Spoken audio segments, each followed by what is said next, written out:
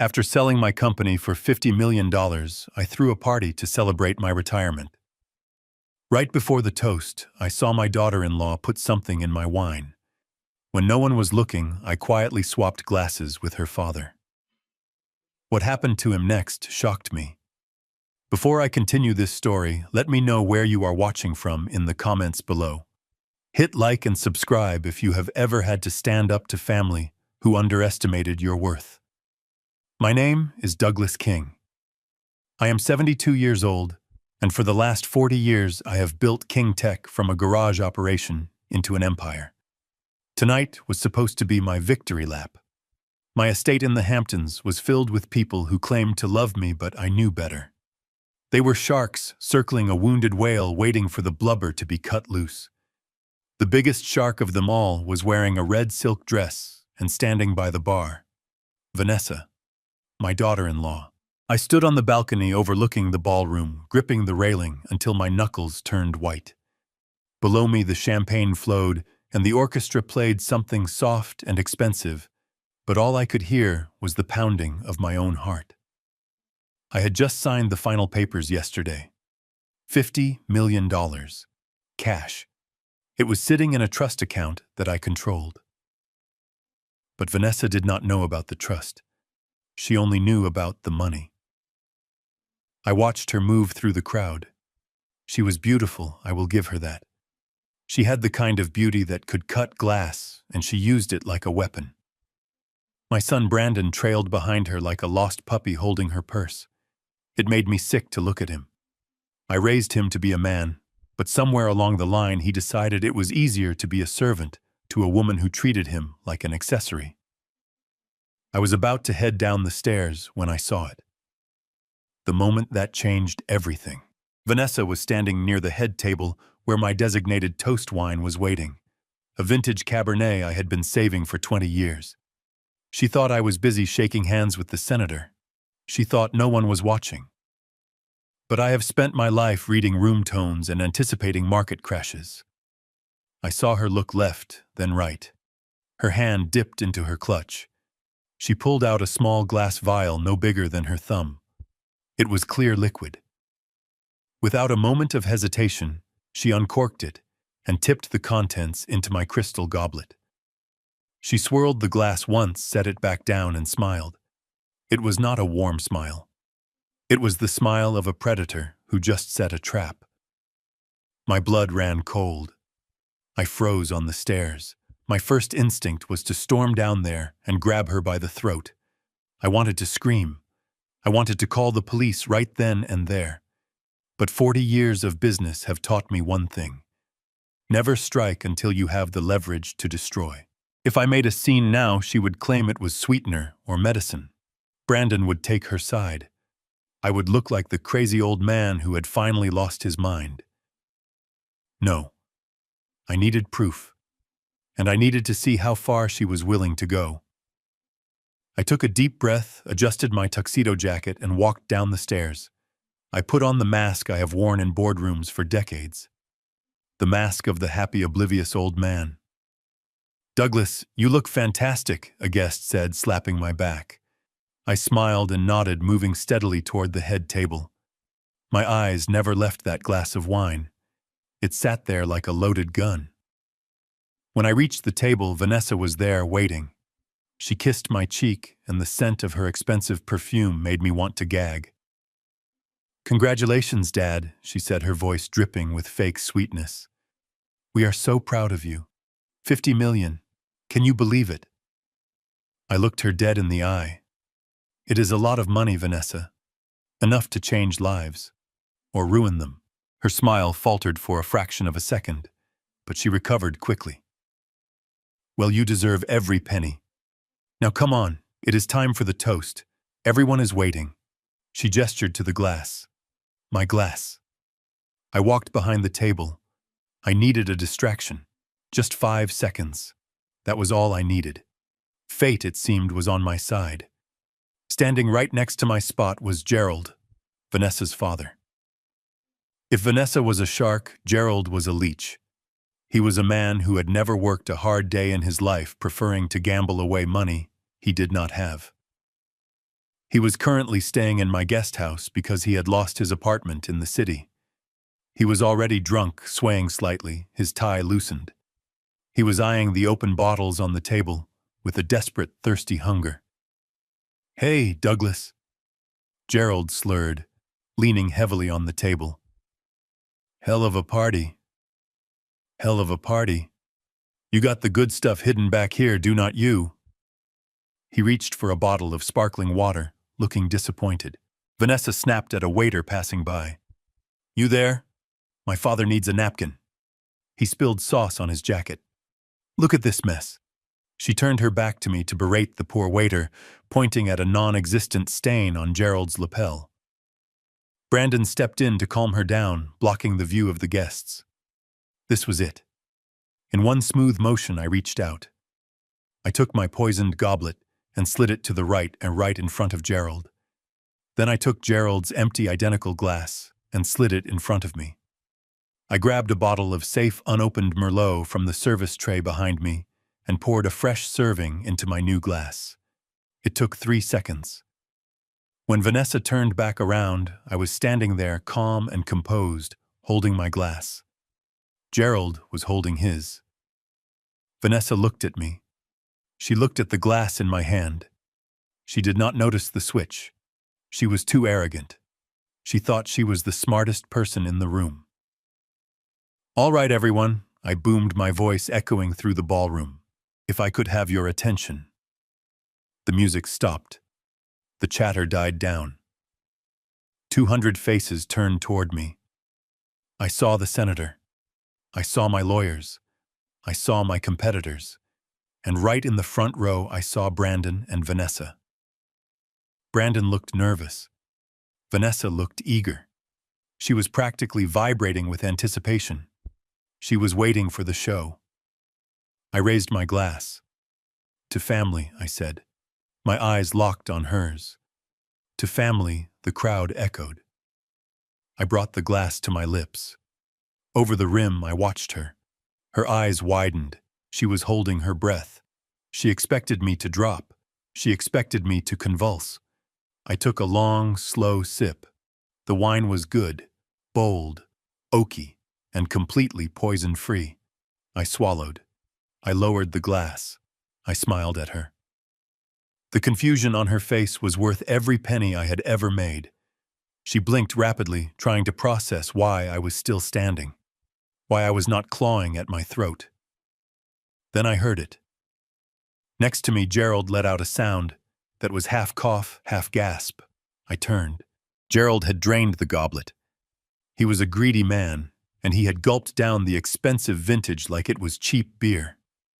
He dropped the glass. It shattered on the marble floor, sending shards of crystal flying.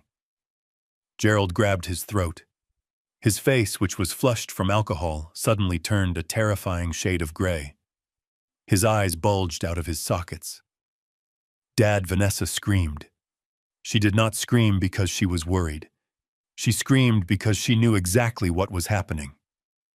Gerald fell to his knees. He was clawing at his chest, tearing at his shirt. Foam, white and frothy, began to bubble at the corners of his mouth. His body went rigid, then began to jerk violently. The ballroom erupted into chaos. Guests screamed and backed away. Brandon froze his mouth, hanging open uselessly. "Call 911!" I shouted, pointing at my head of security. I knelt down next to Gerald, not to help him, but to witness the consequences of his daughter's greed. He was convulsing on the floor, his heels drumming a frantic rhythm against the cold stone. He looked at me with terrified, pleading eyes. He could not breathe. His airway was closing up. Vanessa threw herself onto the floor next to him, but she did not start CPR. She did not check his pulse. She reached for the broken stem of the glass on the floor. She was trying to hide the evidence. I saw her hand close around the jagged crystal base, the one that still had a few drops of the poisoned wine in it. She was going to pocket it or throw it away. I grabbed her wrist. Her head snapped up. Her eyes were wild, full of panic and hate. "Let go of me," she hissed. "My father is dying." "Leave the glass, Vanessa," I said, my voice low and dangerous so only she could hear. You old bastard, let go. She tried to wrench her hand away, scratching my arm with her manicured nails. But I did not build a business empire by being weak physically or mentally. I squeezed harder until she gasped and dropped the glass shard. Sullivan. I barked without looking away from her. My lawyer Sullivan appeared out of the crowd instantly. He was a man who slept in a suit and knew where all the bodies were buried. Secure this, I said, pointing to the broken glass, and get the rest of the wine from that bottle she poured from. No one touches it. Sullivan did not ask questions. He pulled a handkerchief from his pocket and picked up the glass shard, wrapping it carefully. Vanessa watched him do it, and I saw the color drain from her face. She knew. She knew that I knew. The paramedics burst through the double doors. They pushed past the stunned guests and surrounded Gerald. "He is going into cardiac arrest," one of them shouted. "Clear." They ripped open Gerald's shirt. They began chest compressions. The sound of ribs cracking echoed in the silent room. Vanessa stood up, trembling. She turned to Brandon, who finally snapped out of his trance and ran to her side. "It is okay, baby," Brandon stammered, hugging her. "He is going to be okay. It is just a heart attack. He drinks too much." We knew this could happen. Vanessa buried her face in Brandon's chest, but she was not crying. I could see her eyes over his shoulder. They were dry. They were cold. And they were fixed on me. She was not sad that her father was dying. She was terrified because her plan had failed. And worse, she was furious that I was the one still standing. They loaded Gerald onto the stretcher. He was unconscious now, an oxygen mask strapped to his face. "I am going with him," Vanessa announced. "Brandon, bring the car." She started to follow the stretcher, but she stopped as she passed me. She leaned in close. "This is not over," she whispered. "You think you are clever, Douglas, but you are just a lucky old man. You should have drunk that wine." I looked at her and brushed a speck of dust off my lapel. "And you should have remembered who pays for the roof over your head, Vanessa. Get out of my sight." She stormed out, following the paramedics. The sirens wailed outside, fading into the distance. The party was over.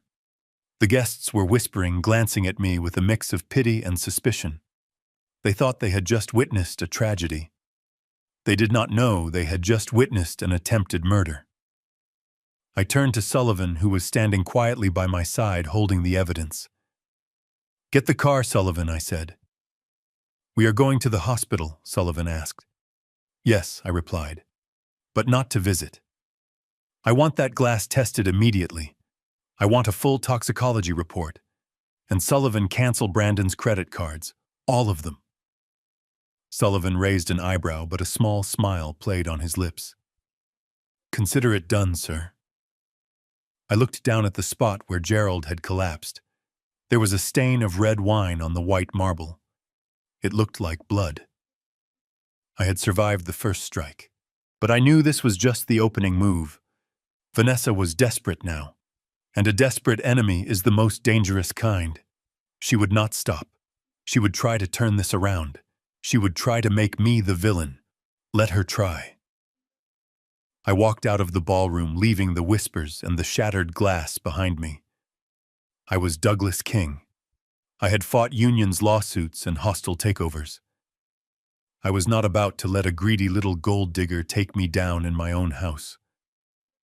The war had just begun.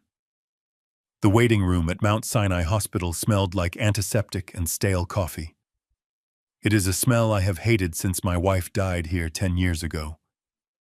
I sat in the corner on a hard plastic chair, watching the clock on the wall tick away seconds of my life. Brandon was pacing back and forth, his shoes squeaking against the linoleum floor. Vanessa was huddled on a sofa near the vending machines, her face buried in her hands.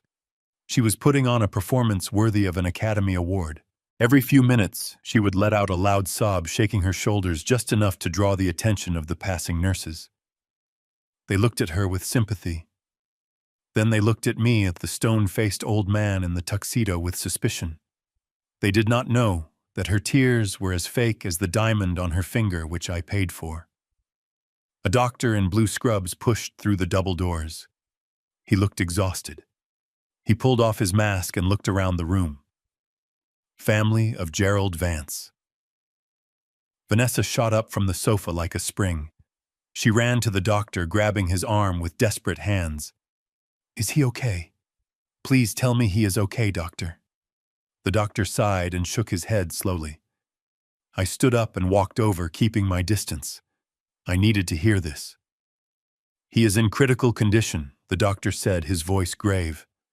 "We have managed to stabilize his heart rate, but he is in a deep coma. His kidneys are shutting down, and there is severe swelling in his brain. We are doing everything we can, but I have to be honest with you. It does not look good." Vanessa let out a scream that echoed down the hallway. She collapsed into Brandon's arms, her legs giving out beneath her. Brandon held her tight, stroking her hair, looking at the doctor with wide, terrified eyes. "What happened?" Brandon asked. "He was fine an hour ago. He was laughing. He was drinking." "That is the concerning part," the doctor said, looking down at his clipboard. "We ran a toxicology screen. We found traces of a highly concentrated neurotoxin in his system. It is not something you find in alcohol. It interacts violently with heart medication.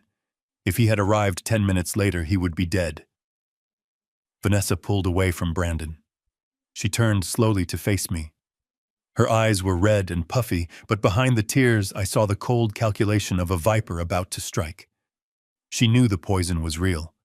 She knew I knew, and now she had to control the narrative before I could speak. "It was him," she whispered, pointing a shaking finger at me. Brandon looked confused. "What? What are you talking about, Vanessa?"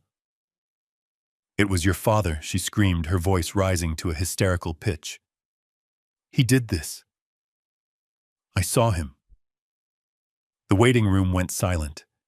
A police officer who had been taking a statement from a nurse nearby stopped writing and looked over. "Vanessa, do not be ridiculous," I said, my voice calm and steady. "Do not lie to me, you monster," she shrieked, advancing on me. "I saw you at the party. You were jealous because my father was getting along with everyone. You have always hated him.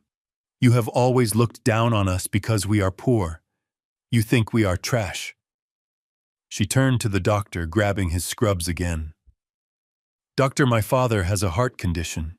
He knows he cannot drink red wine. He never drinks it. But Douglas forced him. I saw them by the bar. Douglas kept refilling his glass, pressuring him, saying it would be rude not to toast.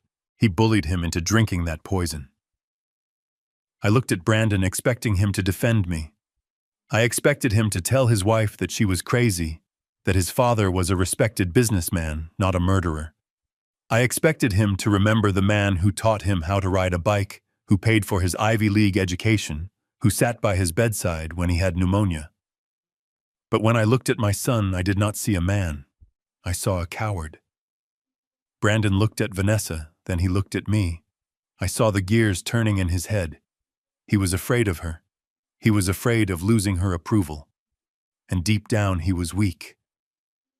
"Dad," Brandon said, his voice cracking. "Is it true? Did you make him drink it?" I felt like I had been punched in the gut. Not by an enemy, but by my own blood. "Brandon," I said, my voice dropping to a dangerous whisper. "Think about what you are asking. Do you really believe I would poison a man at my own retirement party? Do you think I am that stupid?" "You have been acting strange lately, Dad," Brandon said, stepping back from me as if I were contagious. "You have been forgetting things. You have been angry. And you always said Gerald was a leech. You said he was a bad influence." I stared at him in disbelief. This was her doing. For years she had been dripping poison into his ear, telling him I was controlling, telling him I was senile. And now she was cashing in on all that manipulation. "He is a sick old man," Vanessa sobbed, turning to the police officer, who was now approaching us. "Officer, arrest him. He tried to kill my father. He is a danger to everyone. The officer stepped between us, his hand resting instinctively on his belt. Sir, I am going to need you to step back. I looked at the officer, then at the doctor who was looking at me with undisguised disgust. The narrative had shifted. In the blink of an eye, I had gone from the victim of an attempted murder to the perpetrator of a hate crime against a poor sick man. I looked at Brandon one last time. He was holding Vanessa, whispering, creating a wall of unity against me. He had chosen his side. He had chosen the lie because it was easier than facing the truth. I felt a cold hardness settle in my chest. The last ember of affection I held for my son flickered and died. I am not saying another word without my lawyer, I said to the officer. You do not have to say anything, Vanessa spat at me. The truth is in that hospital room. My father is fighting for his life because of you. If he dies, his blood is on your hands. I looked at her, and for a brief second I let the mask slip.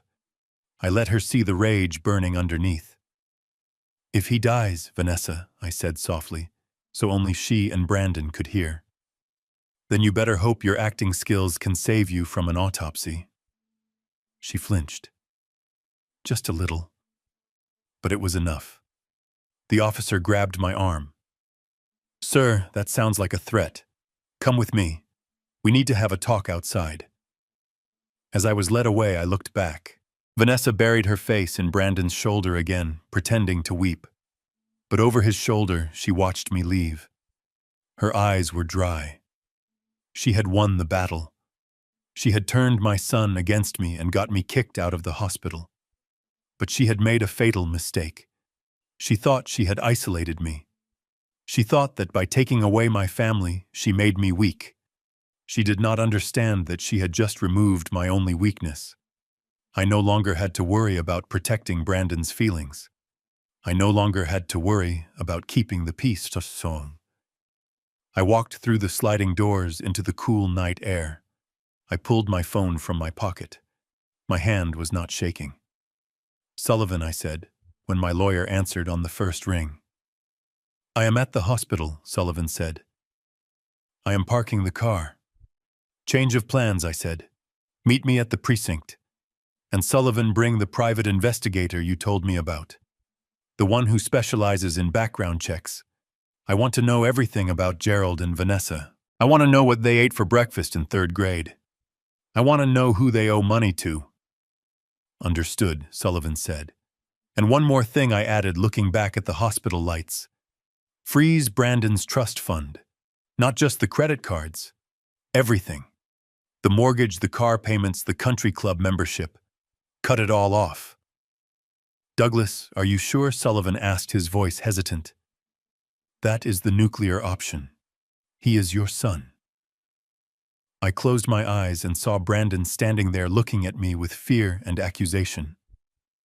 I do not have a son, I said. I have a liability, and I am liquidating it. I hung up the phone. The war was no longer cold. It was scorching hot, and I was ready to burn everything to the ground to find the truth. The interrogation room they found for us was actually just a quiet corner of the hospital cafeteria, which had been closed for the night. The smell of bleach was stronger here, mixed with the faint scent of old fryer grease. Officer Miller sat across from me, holding a notepad. He was young, probably no older than 30, and he had the tired look of a man who just wanted his shift to end without a homicide. Mr. King, I need you to walk me through exactly what happened at the bar, Officer Miller said, his pen poised over the paper. I took a deep breath. I sat up straight, adjusting my tuxedo jacket, which suddenly felt like a straitjacket.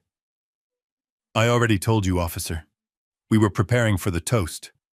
Gerald was drunk. He is an alcoholic. Everyone knows this. He poured himself a drink and he drank it too fast. His body rejected it. That is all. Officer Miller looked at me skeptically. He tapped his pen against the table. Your daughter-in-law claims you handed him the glass.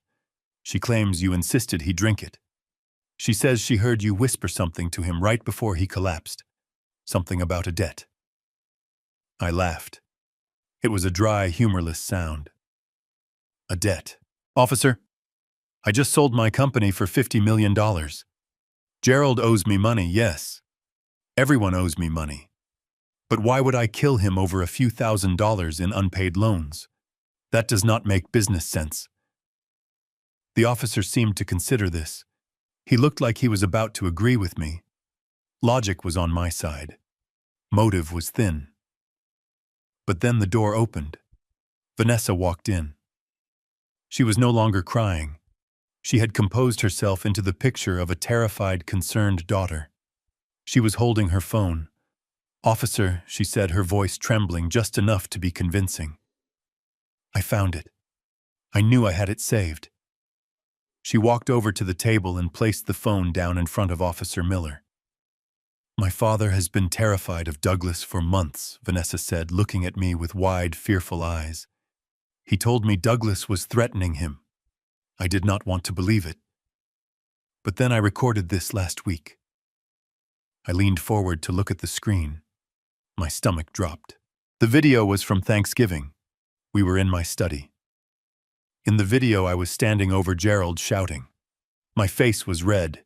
I was pointing a finger at his chest. Gerald was cowering in a chair, looking pathetic and scared. In the video, my voice was loud and angry. "You are a parasite, Gerald. If you do not disappear, I will make you disappear. Do you understand me? I will end you." The video cut to black. I sat back in my chair, feeling the blood drain from my face. Context is a funny thing. In reality, that argument happened because I had caught Gerald stealing my late wife's jewelry to sell at a pawn shop.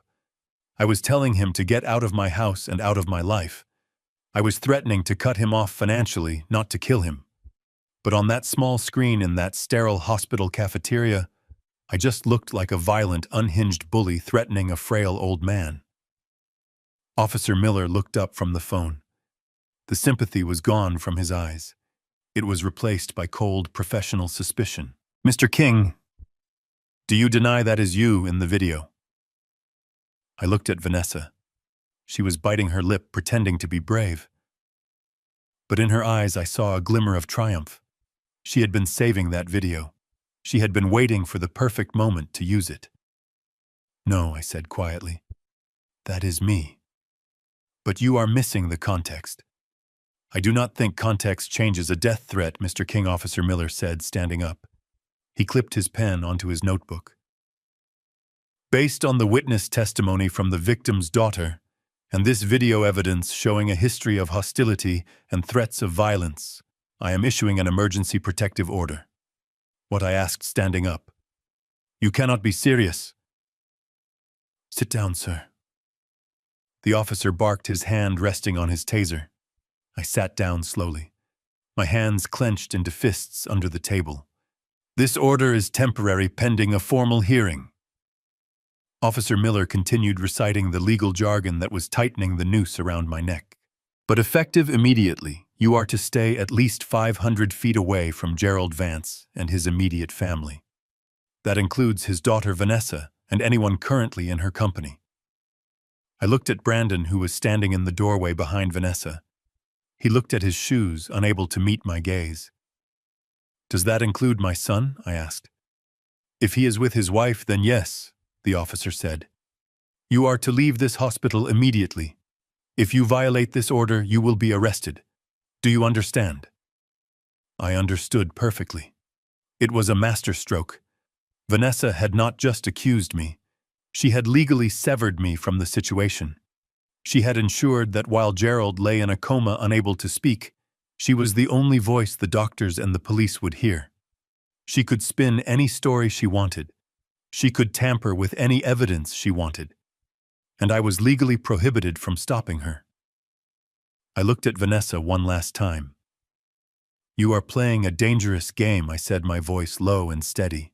"And you are losing it," she replied.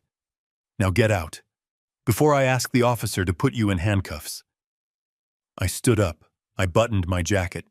I refused to look like a defeated man. I nodded to the officer. "I will comply," I said. "But mark my words, officer, When the truth comes out, make sure you write down that you were the one who helped her get away with it. I walked out of the cafeteria. I walked down the long white hallway, past the nurse's station, where people whispered as I passed. I walked past the room where Gerald lay dying, the only witness who could clear my name. I reached the automatic sliding doors of the emergency entrance. They whooshed open, and the cold night air hit me. It was raining now, a cold, miserable drizzle that soaked into my tuxedo within seconds. I stood on the curb alone. Behind me, inside the warmth of the hospital, my family was plotting my destruction. My son was holding the hand of the woman who tried to frame me. My reputation was being dismantled piece by piece. I watched through the glass doors as Brandon put his arm around Vanessa. She leaned into him, looking fragile and dependent. It was a perfect picture of a grieving couple. I reached into my pocket and pulled out my phone. The screen was wet with rain. I dialed Sullivan. "Did you get the investigator?" I asked. "He is on his way," Sullivan answered. "Where are you?" "I am on the curb," I said, watching the hospital security guard who was now standing by the door, making sure I did not try to re-enter. "I have been kicked out. Restraining order." There was a silence on the line. Then Sullivan spoke, his voice low. "That means they are scared, Douglas. They are trying to hawken you out because they know you are close to seeing something you shouldn't." I turned my back on the hospital. I looked out at the dark, wet parking lot. "I am not just close, Sullivan. I am going to tear their lives apart. I want you to find out everything about Gerald's medical history. I want to know every doctor he has seen in the last 10 years. And Sullivan, get the car around. I am done playing defense." I hung up. The rain dripped from my nose, but I did not wipe it away. Let it rain. It would wash away the shock. It would wash away the hesitation. I was 72 years old. I had started with nothing in a garage in Detroit. I had fought unions. I had fought the IRS. I had fought competitors who tried to burn my factories down. Vanessa thought a piece of paper from a rookie cop could stop me. She was about to find out that the most dangerous thing in the world is a man who has lost everything and has nothing left to lose but his anger. I saw the headlights of my town car cutting through the rain. Let's go to war.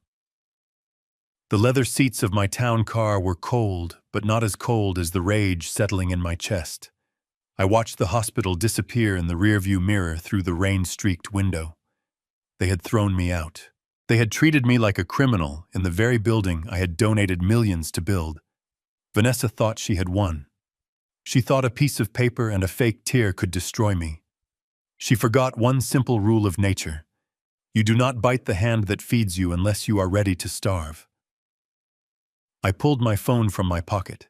It was time to remind them who actually owned the world they lived in. "Sullivan," I said the moment he answered. "Execute the freeze." "Douglas, are you sure?" Sullivan asked, his voice tight with worry. "This is extreme. Brandon has never paid a bill in his life. If we cut him off now in the middle of a medical emergency, it could look bad in court." "I do not care how it looks, Sullivan," I snapped. "I care about the truth. And the truth is my son and his wife just accused me of attempted murder. They want to play grown-up games they can pay grown-up prices." I took a deep breath, watching the city lights blur past. "I want everything gone, Sullivan. The black Amex, the emergency visa, the joint checking account. Cancel the lease on the Range Rover. Call the country club and suspend their membership effective immediately. If Brandon tries to buy a pack of gum, I want the machine to laugh at him." I heard the typing of a keyboard on the other end of the line. It was the sound of a guillotine blade being hoisted up. "It is done," Sullivan said softly. "The accounts are locked. The cards are flagged as stolen." "Good," I said. "Now let us see how long their love lasts when the money runs out." I leaned back in my seat and closed my eyes. I could see the scene unfolding at the hospital as clearly as if I were standing there. At the intake desk of Mount Sinai, The billing coordinator was looking at Brandon. Let us call her Mrs. Higgins. She was a no-nonsense woman who had seen it all. Mr. King, Mrs. Higgins said, looking over her glasses. We need to process the payment for your father-in-law's admission. Since you requested the VIP suite and the private nephrology team, we require a pre-authorization of $50,000. Beside Brandon, Vanessa was pacing back and forth, still pretending to be the distraught daughter. But she stopped when she heard the number. Just pay it, Brandon, she snapped. My father needs the best. Do not be cheap. Brandon puffed out his chest. He reached into his wallet and pulled out the Centurion card, the heavy black titanium card that I had given him for his 25th birthday. It was a symbol of unlimited power, a symbol that he was a king.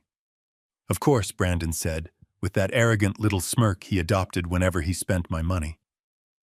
Put it all on this. He handed the card to Mrs. Higgins. She swiped it. There is a sound a credit card machine makes when it declines. It is a harsh judgment, a mechanical rejection. Beep. Mrs. Higgins frowned. She looked at the screen. She swiped it again. Beep. Brandon's smirk faltered. What is the problem, he asked. Absong. It says declined, sir, Mrs. Higgins said loud enough for the people in the line behind him to hear. That is impossible. Brandon laughed nervously. There is no limit on that card. Try it again. Or here, try the Visa. He pulled out the gold Visa card. His hands were starting to shake now. He could feel the eyes of the strangers on his back. He could feel Vanessa's glare burning into the side of his head. Mrs. Higgins swiped the Visa. Beep. Card reported lost or stolen. Brandon's face went pale. Stolen. No, that is my card. My father pays the bill. Mrs. Higgins handed the card back to him with 2 fingers as if it were contaminated. Well, sir, the bank says otherwise. Do you have another form of payment? Perhaps a debit card? Brandon fumbled through his wallet. He pulled out a debit card linked to the joint account I filled every month with $10,000 for their living expenses. He inserted the chip. He typed the PIN. Declined. Insufficient funds. The line behind him was getting restless. Someone coughed. Someone else muttered, "Hurry up." Vanessa stepped in, snatching the wallet from his hands. You are useless, Brandon. Let me do it. She pulled out her own card. The platinum supplementary card attached to my account. She threw it on the counter like a queen throwing a coin to a beggar. Run this one, she commanded. Mrs. Higgins didn't even blink. She swiped it. Beep. Vanessa froze. She looked at the machine, then at Brandon, then at the clerk. Call the bank, she hissed at Brandon. Call your father. This is a mistake. I cannot call him, Brandon whispered, his voice trembling with panic. We just got a restraining order against him, Vanessa. If I call him, I go to jail. And that was the moment. That was the moment the reality of what they had done crashed down on them. They had built a fortress to keep me out, but they forgot that I was the one paying for the bricks. Sir Mrs. Higgins said, her voice icy now.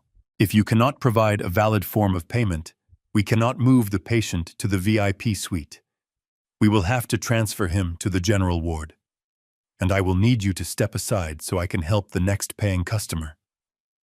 Brandon stood there holding a handful of useless plastic.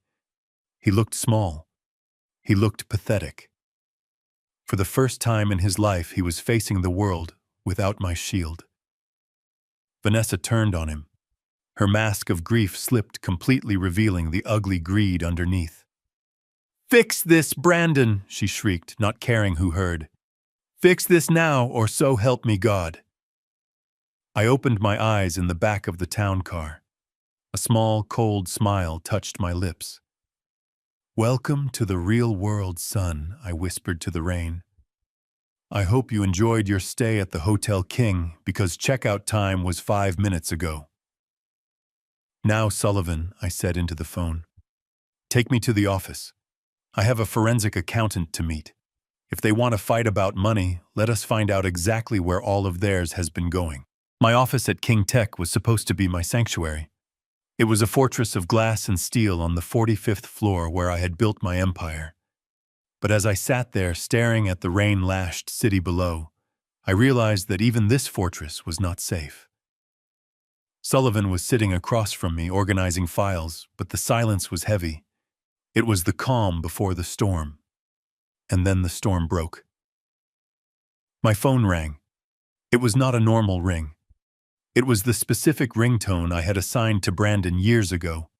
It used to make me smile. Now it sounded like an air raid siren warning of an incoming attack. I pressed the speakerphone button. I wanted Sullivan to hear this. I wanted a witness to the madness. "Dad, are you insane?" Brandon's voice filled the room. He was screaming so loud the audio distorted.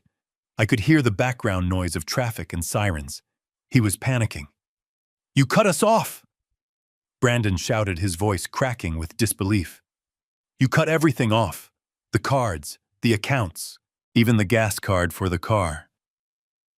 We are stuck at a gas station in the rain, Dad.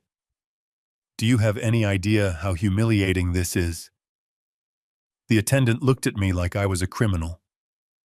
I leaned back in my leather chair, crossing my hands over my chest. I did not raise my voice. I did not need to.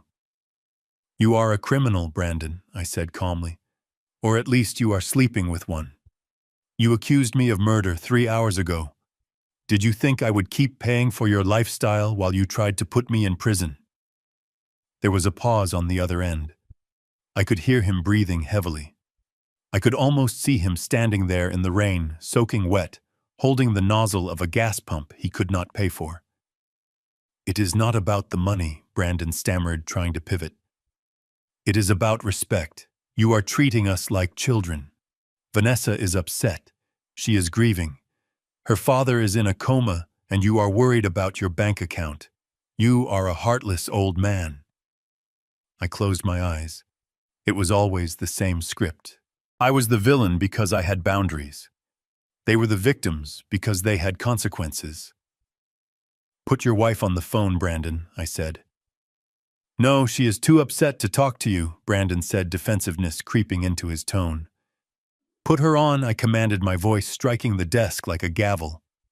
"Or I call the dealership and report that Range Rover as stolen right now. You have 30 seconds before the police pull you over."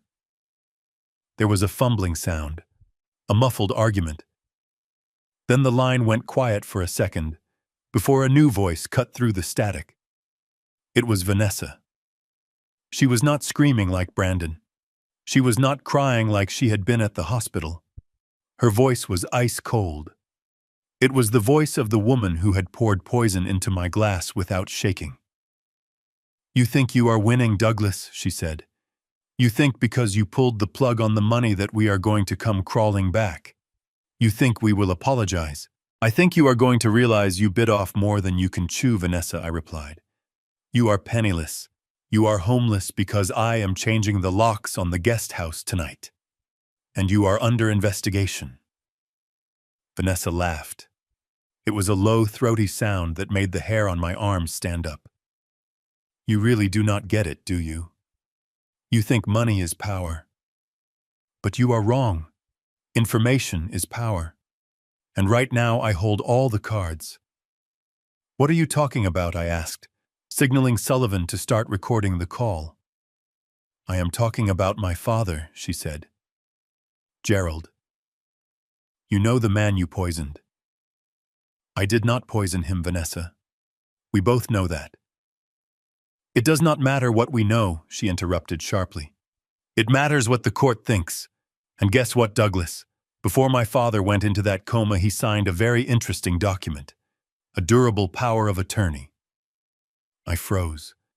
Sullivan looked up from his files, his eyes wide. "That is right," Vanessa continued, her voice dripping with venom. "I am his legal guardian. I make his medical decisions. I control his legal affairs. And as his legal representative, I am preparing to file a civil lawsuit against you for elder abuse, attempted murder, and emotional distress. I gripped the edge of my desk. A civil suit. The burden of proof was lower than a criminal case, and the publicity would be catastrophic. You have no proof, I said, trying to keep my voice steady. I do not need proof to destroy your reputation, she hissed. Imagine the headlines, Douglas, the billionaire tycoon who poisoned his poor sick-in-law because he was a burden. Imagine the protests outside your house. Imagine the shareholders of the company you just sold panicking and suing you for breach of morality clauses.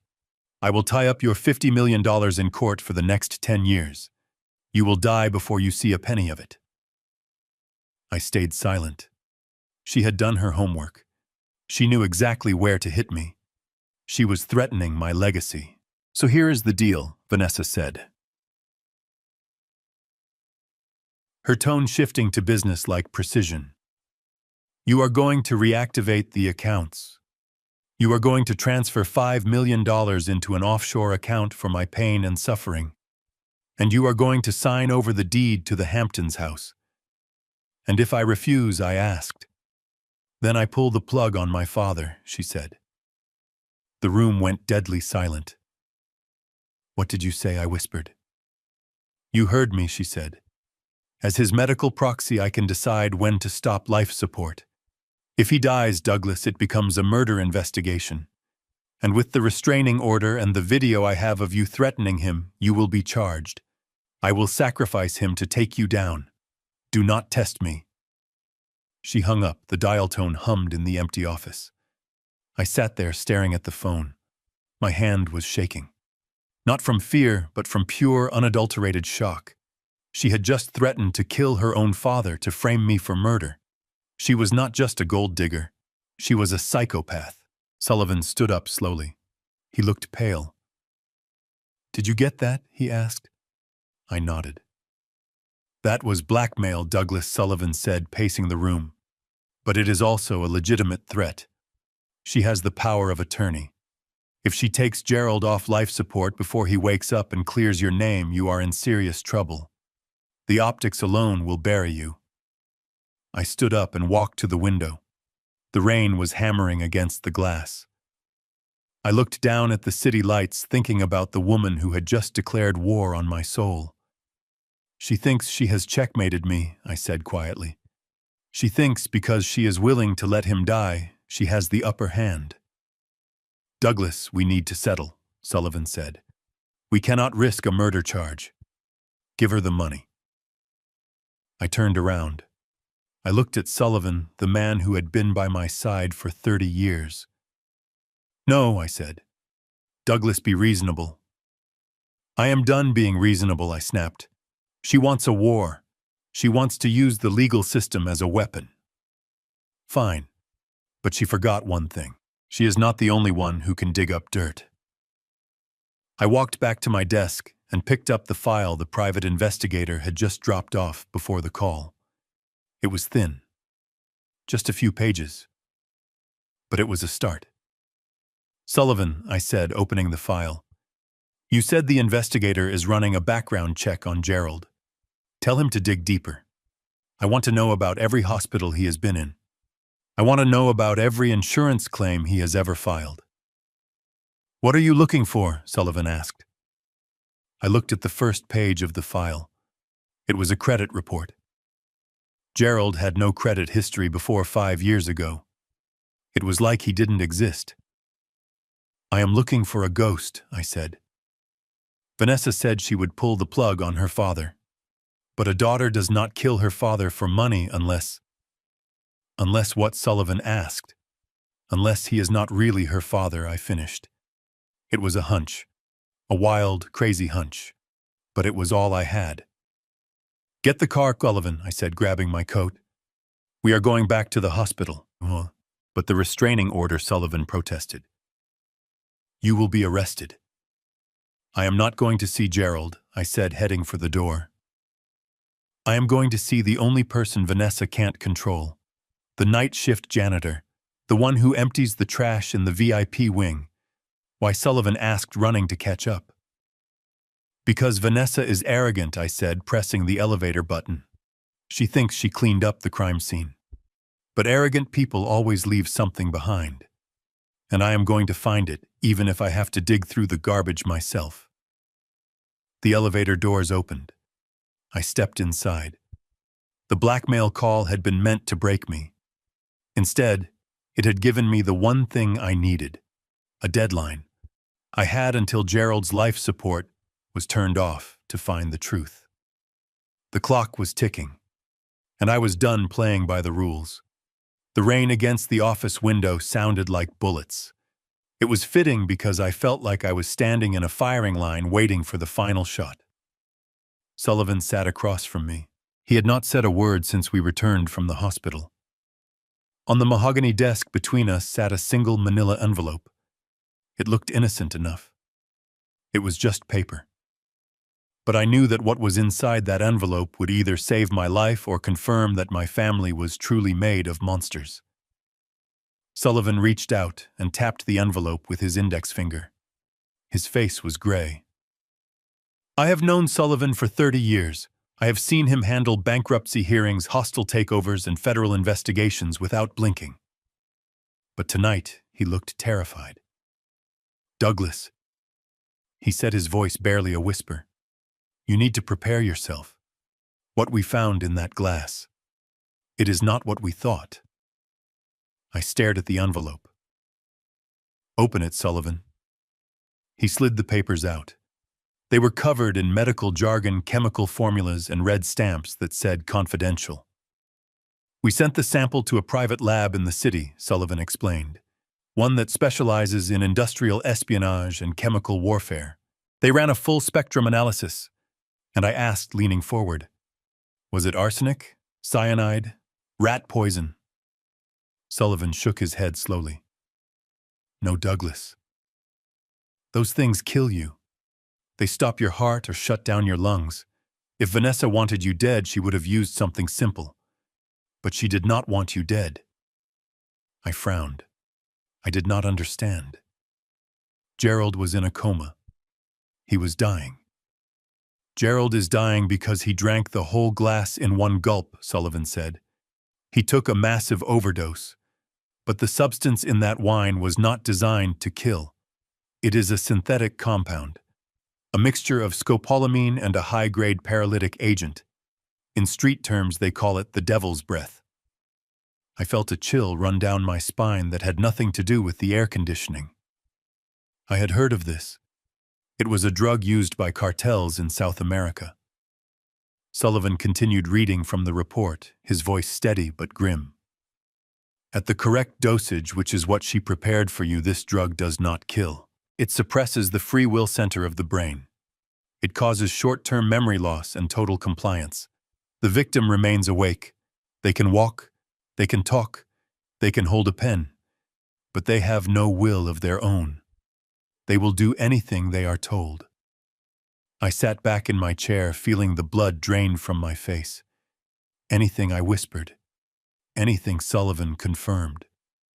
If you had drunk that wine, Douglas, you would not have fallen to the floor like Gerald. You would have stood there smiling. You would have felt a little dizzy, maybe.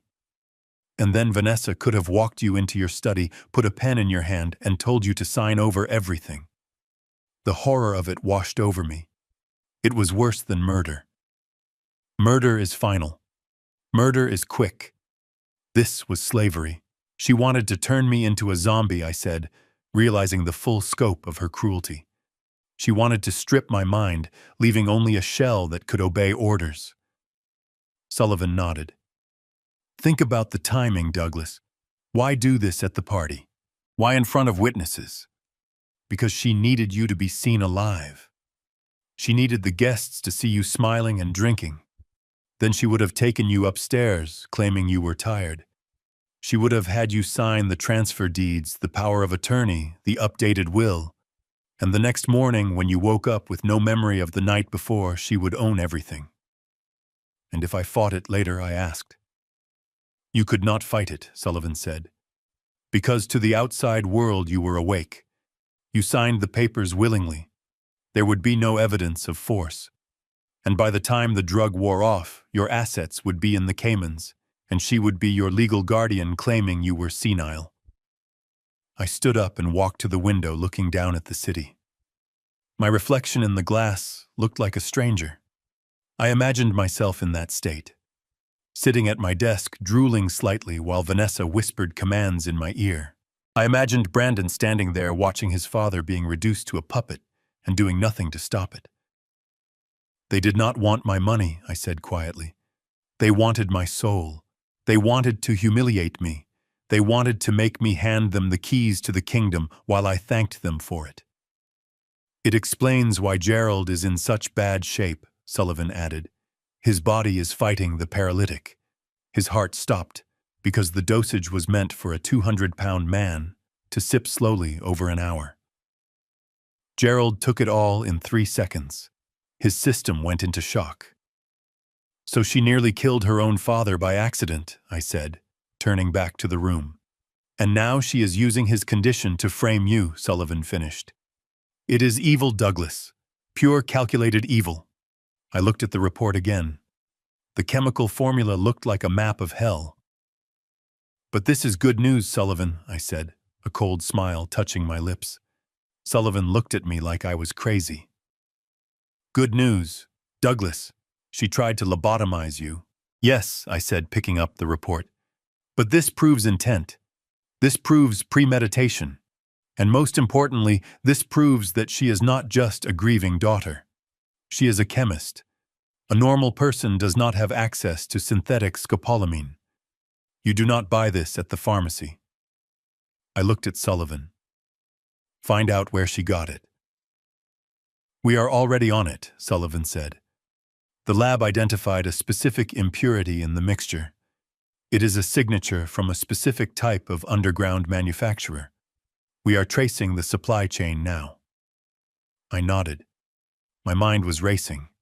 I was no longer the victim. I was the hunter. She thinks I am cornered, I said. She thinks I am running scared from her restraining order. She thinks I am worried about the bad press. I walked over to the safe in the corner of my office. I spun the dial. Click, click, click. I opened the heavy steel door. Inside were not stacks of cash or gold bars. There were files. Files I had kept on everyone I ever did business with. Everyone who ever tried to cross me. And there was a new file. A red one. I had started it the day Brandon brought Vanessa home. I pulled it out. Sullivan, I said, placing the red file on the desk next to the toxicology report. You asked me once why I never fully trusted her. Why I insisted on the prenuptial agreement, even though Brandon cried about it. Sullivan nodded. I never told you this, I said, opening the file. But 5 years ago when they met, Vanessa was not a model. She was working at a high-end club in Miami, a club known for drugging wealthy patrons and emptying their credit cards. Sullivan's eyes went wide. I buried it, I said. For Brandon. I thought she had changed. I thought if I gave her a life of luxury, she would not need to steal anymore. I thought money would cure her greed. I looked down at the toxic report. I was wrong. You cannot cure a predator. You can only cage them. I closed the file. The sound was loud in the quiet office. We have the weapon, I said, tapping the toxicology report. Now we need the trap. What do you have in mind? Sullivan asked. She wants me to be senile, I said, my voice low and dangerous. She wants me to be weak. She wants to believe that her plan is still working, even though Gerald drank the wine. I looked at Sullivan. I am going to give her exactly what she wants. I am going to call Brandon tomorrow. I am going to sound confused. I am going to apologize. I am going to tell them that I am forgetting things, that I am scared. Sullivan frowned. You are going to fake dementia. I am going to invite the wolf into the henhouse, I said. And when she steps inside thinking she is about to feast, I am going to be waiting behind the door with this report in one hand and a pair of handcuffs in the other. But first, I need to make sure she feels safe. Unlock the accounts, Sullivan. Sullivan gasped. Douglas, are you sure? Unlock them, I commanded. Reactivate the credit cards. Transfer $10,000 into their joint account. Send a flower arrangement to the hospital with a note, apologizing for the misunderstanding. Sullivan typed on his laptop, shaking his head in disbelief. You are baiting the hook, he said. I am not just baiting it, I said, staring at the rain. I am covering it in gold. She is greedy, Sullivan, and greed makes people blind. When she sees that money hit the account, she will not think it is a trap. She will think she won. She will think her blackmail worked, and that arrogance will be her downfall. I walked back to the window. The city lights below looked like diamonds scattered on black velvet. Enjoy the money, Vanessa. I whispered to the reflection in the glass. Buy yourself something nice, because it is the last thing you will ever buy as a free woman. The game had changed. It was no longer about defense. It was about total annihilation. And I was ready to play my part. The confused old man, the helpless victim. I would give the performance of a lifetime, and the curtain call would be her reading her rights in the back of a police car. The toxicology report sat on my desk like a loaded gun. It was the only weapon I needed to send Vanessa to prison for 20 years. But as I looked at the chemical breakdown of the devil's breath, I realized that prison was too good for her. If I went to the police now, they would arrest her. Brandon would play the victim. He would claim he knew nothing about it. He would cry to the press that he was deceived by a wicked woman, and he would inherit my empire when I died. No. That was not justice. Justice is not just punishing the sinner. It is exposing the sin. I needed Brandon to incriminate himself. I needed him to look me in the eye and choose greed over his own father. I needed to know if my son was just a fool or if he was a monster like his wife. I looked at Sullivan. Do not call the police yet, I said, sliding the report into my desk drawer. Sullivan looked at me like I had lost my mind. Douglas, this is attempted murder. We have the evidence. Why are we waiting? Because I want to catch them in the act, I said, standing up. I want them to think they have won. I want them to come here thinking they are about to strip a senile old man of his dignity. And when they are comfortable, when they are arrogant, that is when I will strike. I walked to the mirror in the corner of my office.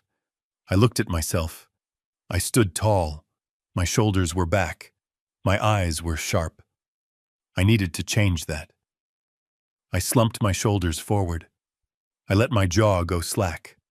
I widened my eyes to give them a vacant, watery look. I practiced a tremor in my right hand. Sullivan watched me, his mouth slightly open. You are terrifying, Douglas, he whispered. I am adapting, I replied, dropping the act for a second. Now, Sullivan, get the recording equipment ready in the library. Hidden cameras, microphones. I want every word recorded. I want the jury to see their faces when they try to force me to sign. I picked up my phone. It was time to give the performance of a lifetime. I dialed Brandon's number. I waited. 1 ring, 2 rings. They were probably debating whether to answer. They were probably wondering if I was calling to threaten them again. The line clicked open. What do you want, Dad? Brandon asked. His voice was guarded, but I could hear the hesitation. He had seen the money hit his account. $10,000. It was a lot of money to ignore. Brandon, I said. My voice was not the voice of the CEO of King Tech. It was weak. It was trembling. It sounded like gravel grinding against glass. Brandon, I am so confused, son. I do not know what is happening to me. There was silence on the other end. Then I heard a muffled whisper. It was Vanessa. Put it on speaker, she hissed. I closed my eyes and leaned into the role. I was sitting here in the dark. Brandon, I continued, letting a sob catch in my throat. And I started thinking about the party, and I cannot remember it clearly. Everything is foggy. Did I really give Gerald that wine? Brandon's voice came back softer this time. Yes, Dad. You did. You handed it to him. We all saw it. I must be sick, Brandon, I cried. I must be losing my mind. The doctor said my blood pressure medicine might cause hallucinations, but I never thought it would be this bad. I am scared, son. I am all alone in this big house, and I do not know what is real anymore. I paused. I let the silence hang there. I was baiting the hook. I was giving them exactly what they wanted. A confession, a weakness, a reason to believe that the poison was my fault, not theirs. I saw the bank notification, Brandon said. You unlocked the accounts. Yes, I said quickly. Yes, of course. I do not want you to suffer because I am not well. I just want my family. I just want to fix this. Please, Brandon. Can you come over? Can you bring Vanessa? I want to apologize. I want to make things right before I get worse. I heard them whispering again. Vanessa was excited. I could tell. She was probably already calculating how fast she could get the power of attorney papers signed. Dad. We have the restraining order, Brandon said. If we come over, we could get arrested. I will tell the security to let you in. I promised, my voice pleading. I will tell them it is a medical emergency. I need you, Brandon. I cannot find my checkbook. I cannot find the deeds to the house. I want to give them to you for safekeeping, but my hands are shaking so bad I cannot even hold a pen. That was the magic phrase. Deeds to the house. We will be there in 20 minutes, Dad Brandon said. Just stay calm. Do not call anyone else. Do not call Sullivan. We will handle everything. I hung up the phone. I stood up and straightened my tie. The tremor in my hand vanished. The confusion in my eyes was replaced by cold, hard steel. They are coming, I said to Sullivan. Sullivan nodded grimly. The cameras are rolling, Douglas. Good, I said. I walked out of the office and headed for the elevator. My driver was waiting to take me back to the Hamptons. The drive felt shorter than usual. My mind was focused. I was not thinking about the betrayal. I was not thinking about the pain. I was thinking about the end game. When I arrived at the estate, the rain had stopped, but the fog had rolled in. It was perfect. The house looked like a Gothic castle looming in the mist. I went into the library. It was a massive room with floor-to-ceiling bookshelves and a large oak desk in the center. This was where I had made my biggest deals. And tonight, it would be where I closed the final account. I sat behind the desk. I placed a single lamp on the corner, creating long shadows. I scattered some papers on the floor to make it look like I had been frantically searching for something. I left the safe door slightly ajar. Then I sat down and waited. I checked the hidden camera in the bookshelf. A tiny red light blinked once, then vanished. It was recording. 10 minutes later, I heard the sound of a car engine in the driveway. It was the Range Rover. They had wasted no time. I heard the front door open. I heard footsteps in the hallway. Dad Brandon called out. I did not answer. I slumped forward in my chair, resting my head in my hands. I started to shake. They walked into the library. Vanessa was first. She was wearing a trench coat, and her eyes were scanning the room like a hawk. She saw the open safe. She saw the papers on the floor. A smile curled at the corner of her lips. Brandon followed her. He looked nervous. He was looking at me with a mixture of pity and fear. Dad, he said softly. I looked up slowly. I squinted as if the light hurt my eyes. Brandon, I whispered. Is that you? Yes, Dad, it is me, Brandon said, approaching the desk. And Vanessa is here too. I looked at Vanessa. I made my lip quiver. Vanessa, I am so sorry, I stammered. I do not know what happened. I think I am dying. Vanessa walked around the desk. She did not hug me. She did not offer comfort. She placed a hand on my shoulder, but it felt heavy and cold. "It is okay, Douglas," she said, her voice smooth and patronizing. "We are here to help. We are going to take care of everything." She reached into her bag and pulled out a thick stack of documents. "We just need you to sign a few things," she said, "just so we can manage the doctors and the bills while you get better." I looked at the papers. Power of attorney, transfer of deed, living will. It was the complete package. She was stripping me bare. I do not have my glasses," I said, feigning helplessness. "I cannot read them." "You do not need to read them," Dad Brandon said, stepping forward. "It is just standard stuff. Just sign where Vanessa points." I looked at my son. This was his chance. This was the moment he could have saved himself. He could have said, "Wait, let him read it." He could have said, "Let us call a doctor first." But he didn't. He pushed a pen into my shaking hand. "Just sign it, Dad," he said. "It is for the best." I took the pen.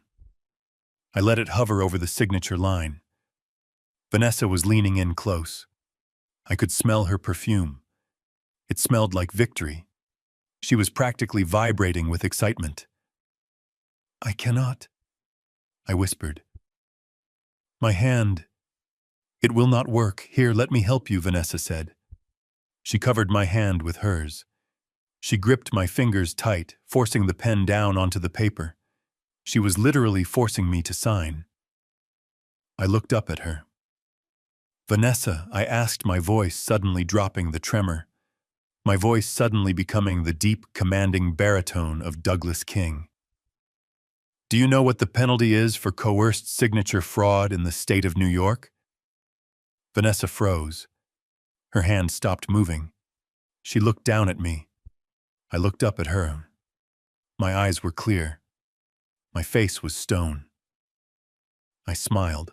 "What did you say?" she whispered, pulling her hand back as if she had touched a hot stove.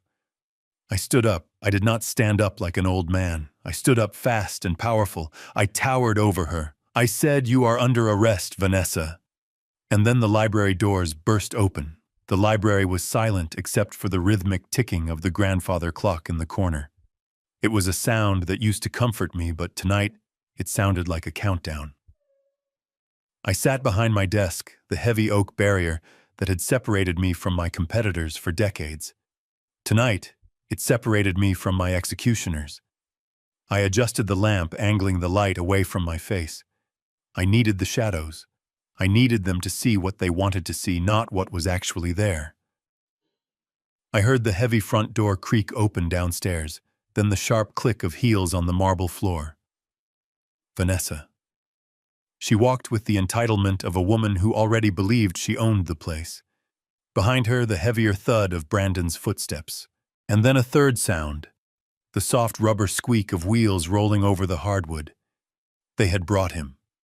They had actually dragged a dying man out of his hospital bed into the damp night, just to use him as a prop in their theater of cruelty. I slumped forward in my leather chair. I let my mouth hang slightly open. I relaxed the muscles in my face until I felt the skin sag. I began to tap my fingers on the desk, a nervous, erratic rhythm that signaled anxiety and decay. The library doors swung open. There they were, the wolves. Vanessa entered first. She was wearing a beige trench coat that was belted tightly at the waist. Her hair was perfect. Her makeup was flawless. She did not look like a woman who had spent the last 24 hours at her father's deathbed. She looked like she was arriving for a board meeting. Behind her, Brandon pushed the wheelchair. I looked at Gerald. The sight of him nearly made me break character. He was slumped to one side, his head lolling against his shoulder. His skin was the color of old ash. His eyes were open, but they were glassy, darting around the room with frantic terror. He was paralyzed, trapped inside his own body, unable to scream, unable to warn them that they were walking into a lion's den. "Dad," Brandon said softly, pushing the wheelchair into the center of the room. I looked up slowly. I squinted my eyes as if the dim light hurt them. I stared at Brandon for a long, uncomfortable moment. "Thomas," I whispered. "Is that you, Thomas?" Brandon froze. He looked at Vanessa, his eyes wide with alarm. "Dad." "It is Brandon," he said, stepping closer. "Thomas was your brother. He died 10 years ago." I blinked rapidly, feigning confusion. I looked down at my hands, which I kept shaking violently. "Brandon." "Yes. Of course." "Brandon. I am sorry. My mind is... It is like a fog." I thought Thomas was coming to help me with the accounts. I saw a small smile tug at the corner of Vanessa's lips. It was a predatory smile. My mistake had confirmed her theory. The drug or the stress or simply old age had finally broken me. She exchanged a look with Brandon. A look that said, "This is going to be easier than we thought." Vanessa walked toward the desk. She moved with deliberate slowness, like one would approach a frightened animal. "Hello, Douglas," she said, her voice dripping with fake honey. "We brought Dad. You wanted to see him, didn't you? You wanted to apologize." I looked at Gerald. I let my lower lip tremble. "Gerald." I stammered, pushing myself up from the chair only to fall back down as if my legs were too weak to hold me. "Gerald, I am so sorry." "The wine. I did not know. I would never hurt you." Gerald's eyes locked onto mine. There was a desperate pleading in them. He knew. He knew I was acting. He had seen me switch the glasses. He knew I was the one who did it. But he could not say a word. He could only make a low, gurgling sound in his throat. "Shh. It is okay, Daddy," Vanessa said, patting Gerald on the head as if he were a dog. "Douglas is confused. But we are going to fix everything." She turned her attention back to me. She placed her leather handbag on my desk, right on top of the red file I had hidden earlier. She leaned forward, resting her hands on the wood, invading my space. "Douglas, we are worried about you," she said.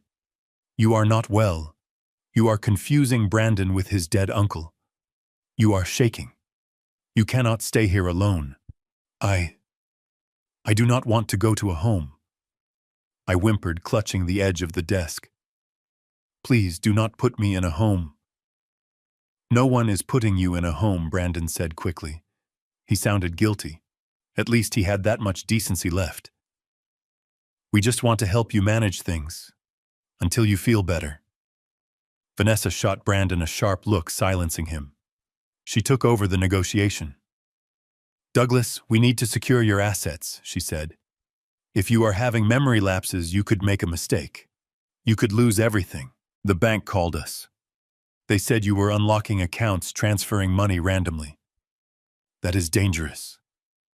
I nodded enthusiastically, my head bobbing like a marionette. I know. I tried to send money to someone, but I forgot who. I am so scared, Vanessa. I worked so hard for this money.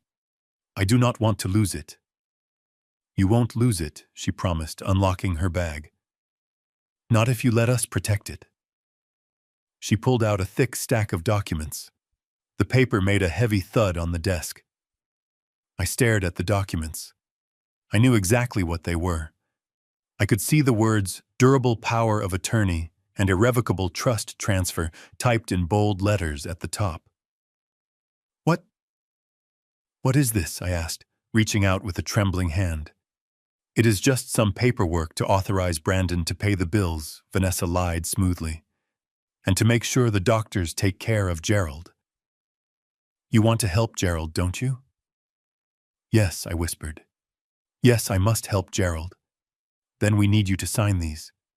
Tonight." She pushed the papers toward me. She also pulled out a pen. It was a Mont Blanc. My Mont Blanc. The one I had given Brandon when he graduated college.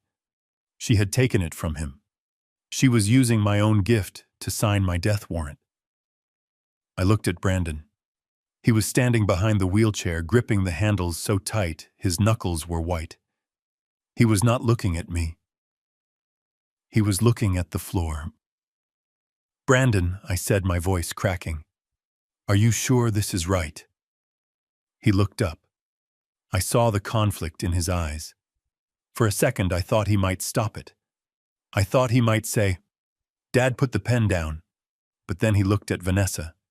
She raised an eyebrow. A silent command. "It is right, Dad." Brandon said, his voice hollow. "Just sign it." I let out a shaky breath. I took the pen. I held it awkwardly, letting it slip through my fingers once before gripping it. Vanessa was practically vibrating. She leaned in closer, her eyes glued to the signature line. She was so close I could see the pulse beating in her neck. She was tasting the $50 million. She was already mentally redecorating this library. I lowered the pen to the paper. The tip touched the line. "Wait," I said, suddenly pulling the pen back. Vanessa flinched. "What? What is it, Douglas?" I need water," I rasped. "My throat. It is so dry, I cannot focus." Vanessa let out an impatient sigh. She signaled to Brandon. "Get him some water, Brandon. Hurry up." Brandon rushed to the wet bar in the corner of the room. I watched him go. I watched Vanessa tap her nails on the desk. Tick, tick, tick. She looked at Gerald. "Don't worry, Daddy," she whispered to him, not caring that I could hear. "Once he signs this, we can get you a real doctor. Or maybe we will just make you comfortable. You have done your part." I felt a surge of cold rage in my chest. She just admitted it. She was going to let him die the moment the ink was dry. Brandon returned with a glass of water. His hands were shaking, almost as much as mine were pretending to. "Here, Dad," he said. I took the glass with two hands, making it rattle against my teeth as I drank. I spilled a little on my chin. I wiped it away with my sleeve, acting pathetic, acting broken. "Thank you, son," I whispered. I set the glass down. I picked up the pen again. "Okay," I said. "Show me where." "Right here," Vanessa said, pointing a manicured finger at the bottom of the page. "And here. And initial here." I leaned forward. I bent my head low over the desk. "I am sorry I forgot your name earlier," I mumbled to Brandon while looking at the paper. "It is okay, Dad," Brandon said. "And I am sorry for what I am about to do." I added, my voice suddenly dropping an octave, becoming steady and strong. What Brandon asked, confused. I stopped shaking. I dropped the pen. It rolled across the document and fell onto the floor. I sat back in my chair. I folded my hands on the desk.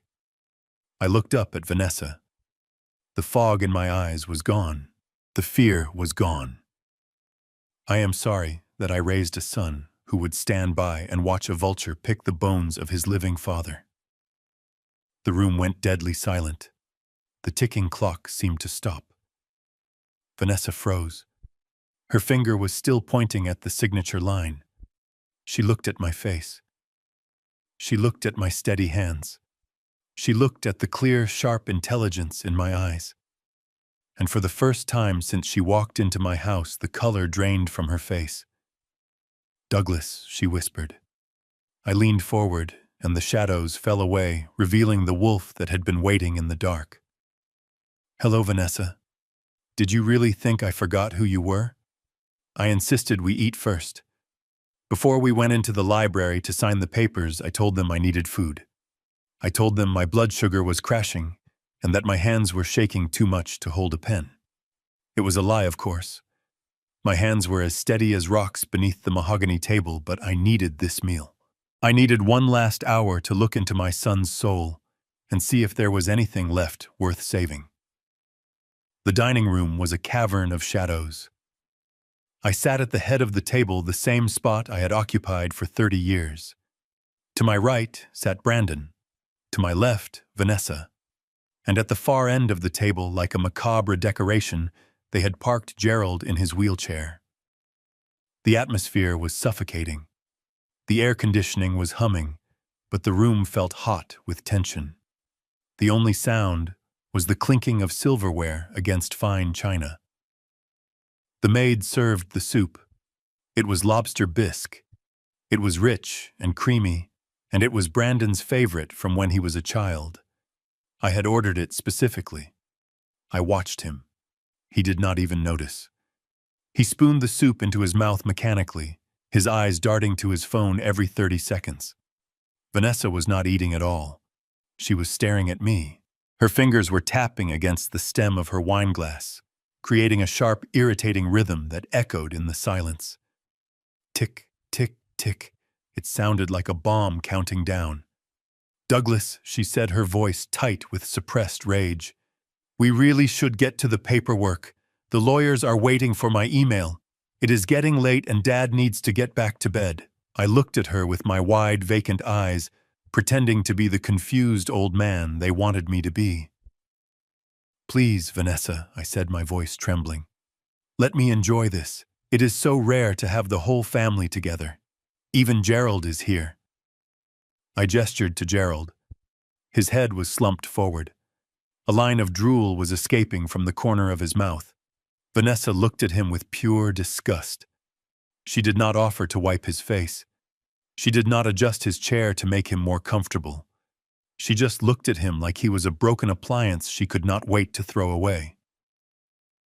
"Brandon," I said, turning to my son, "do you remember this soup?" Brandon looked up, his eyes blank. "What?" "No, Dad. It is just soup. Your mother used to make this." I continued, letting a note of desperate nostalgia creep into my voice. "On rainy days. Do you remember that trip we took to the cabin? The one where it rained for 3 days straight? You were 10 years old." Brandon shifted in his seat. He looked uncomfortable. He looked at Vanessa, seeking permission to speak. "I remember you caught your first fish that weekend," I went on, ignoring his discomfort. "It was a tiny little perch. You were so proud. But then you saw it gasping for air. You saw it suffering. Do you remember what you did, Brandon?" I waited. I wanted him to remember. I wanted him to remember the boy who cried because he did not want to hurt a living creature. The boy who made me throw the fish back into the lake because he said it deserved to live. I was throwing him a lifeline. I was giving him a chance to connect with his own humanity. Brandon sighed. He pushed his bowl away. The sound of the porcelain scraping against the wood was loud. "I do not know, Dad. That was a long time ago." "You threw it back," I whispered, leaning forward. "You said you did not want to win if it meant something else had to die. You had such a good heart, son. Such a kind heart." Vanessa let out a harsh laugh. It sounded like glass breaking. "Oh God, Douglas, stop it," she snapped. "This is pathetic. Brandon is not a child anymore. He is a grown man who needs to secure his future. He does not care about some stupid fish from 25 years ago." I looked at Brandon, waiting for him to defend the memory, waiting for him to tell her to shut up, waiting for a spark of the boy I raised to flare up and burn through the fog of her manipulation. But Brandon just looked down at the table. He picked up his wineglass and took a large gulp. "She is right, Dad," he mumbled. "We have to focus on reality. The past does not pay the bills." The words hit me harder than the poison would have. The past does not pay the bills. That was it then. The boy was dead. The kindness was dead. He had sold it all for a lease on a Range Rover and the approval of a woman who despised him. I looked at Gerald again. He was watching us.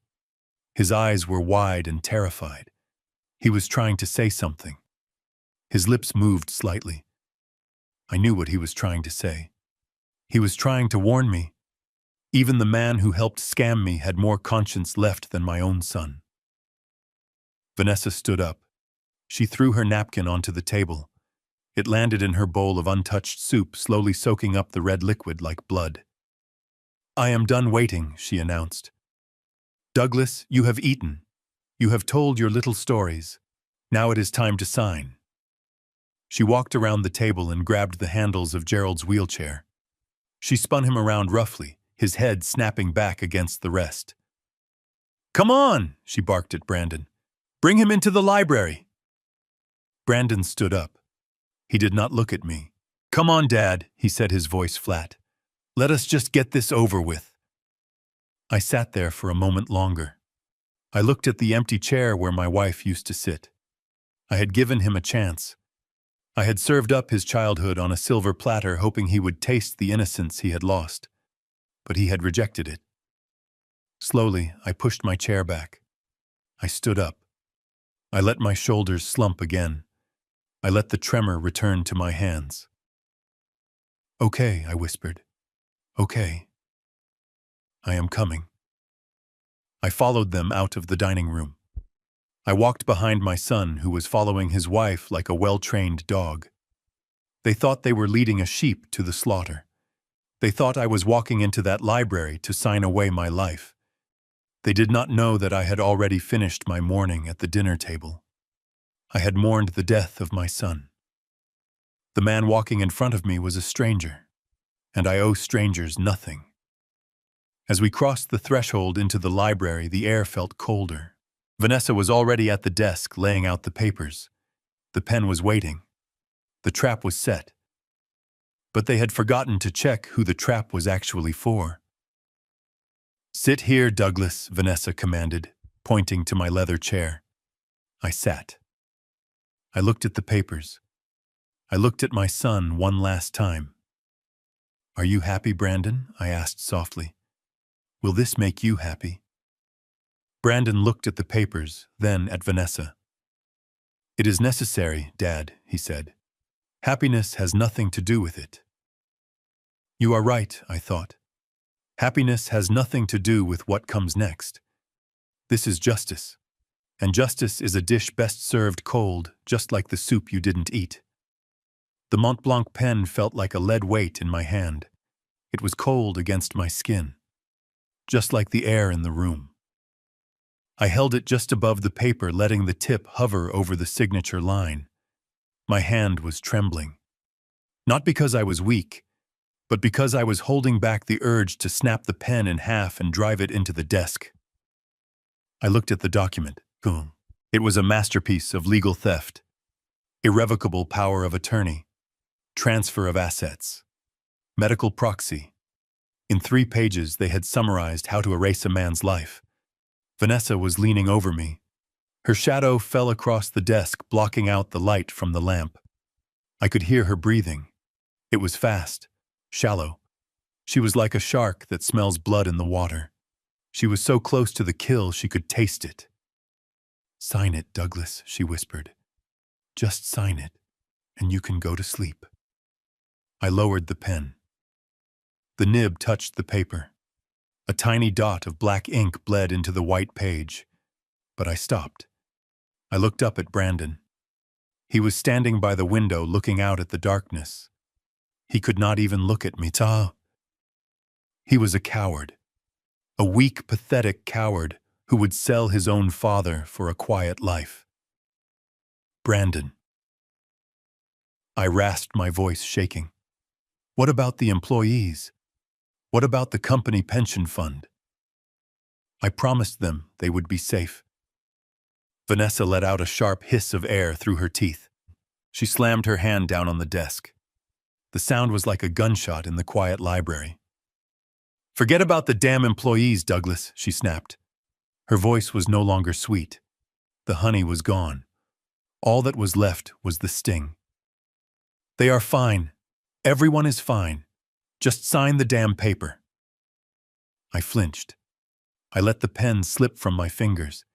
It rolled across the document, leaving a jagged black line before falling onto the carpet. "Oh, God," I whimpered, clutching my chest. "You are shouting. Why are you shouting, Vanessa?" My heart. It is racing. Vanessa stared at the pen on the floor. Her hands curled into fists. Her knuckles were white. The vein in her neck was throbbing. She was losing control. Her patience, which was thin to begin with, had finally snapped. "Pick it up," she ordered Brandon. Brandon turned around. He looked tired. He looked like a man walking to the gallows. "Vanessa, maybe we should wait," he said softly. "He is stressed. Look at him. He is shaking. Maybe we can do this in the morning." "No," Vanessa screamed. She did not just say it. She screamed it. Her face twisted into a mask of ugly raw greed. "We are not waiting until morning. We are doing this now. Tonight. Before he forgets who we are again.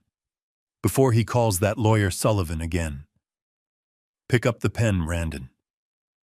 Brandon hurried over and picked up the pen. He tried to hand it to me, but his hand was shaking almost as much as mine. "Here, Dad," he said. "Please, just do it." I looked at my son. I saw the sweat on his forehead. I saw the terror in his eyes. He was not afraid of me. He was afraid of her. He was terrified of the woman he had married.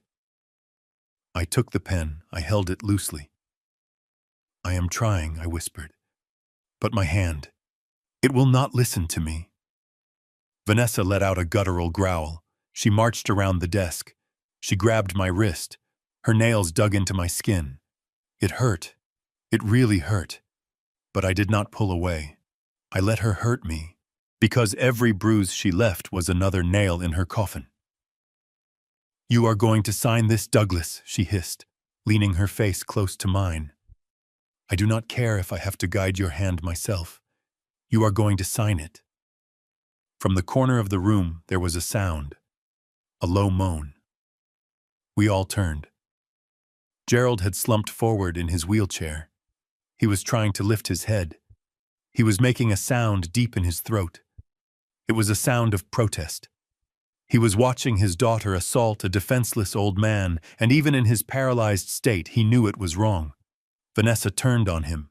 She looked at her own father with eyes that were black with hate. "Shut up," she yelled at him. "Just shut up, you useless old drunk," Dad Brandon said, shocked. "Vanessa, do not talk to him like that. He is sick." "He is not sick," Vanessa spat, pointing a finger at Gerald. "He is a burden. That is all he has ever been, a burden. I have spent my whole life cleaning up his messes, paying his gambling debts, lying for him. And now look at him. He is a vegetable." She walked over to the wheelchair. She grabbed the handles and shook it violently. Gerald's head snapped back and forth. His eyes were wide with terror. "You had one job," she screamed at her father. "One job. Sit there and look like a victim. But you could not even do that right, could you? You had to drink the wine too fast. You had to ruin the timeline. You are worthless." I sat there watching. My heart was pounding, but not from fear. It was pounding with rage. I was recording this. Every word, every threat, every act of abuse. She was destroying herself, and she did not even know it. She turned back to me. Her chest was heaving. Her hair was messy. The mask of the sophisticated socialite was gone. Standing there in my library was a monster. I looked at her. I made my eyes wide and watery. "Vanessa," I whispered, "you are scaring me. You are scaring Gerald." "I do not care," she shrieked. "I am done being nice. I am done playing the dutiful daughter-in-law. I want what is mine, Douglas. I want this house, I want the money, and I want you out of my life." She grabbed the back of my neck. She forced my head down toward the desk. She jammed the pen into my hand and squeezed her fingers over mine, crushing them against the barrel. "Sign," she commanded. I resisted, just a little. just enough to make her push harder. I cannot see, I cried. It is blurry. Sign it, or I swear to God, I will put you in the worst nursing home I can find, she whispered in my ear. A place where they smell like urine and tie you to the bed. A place where no one will ever visit you.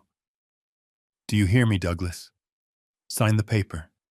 I felt the tip of the pen digging into the paper.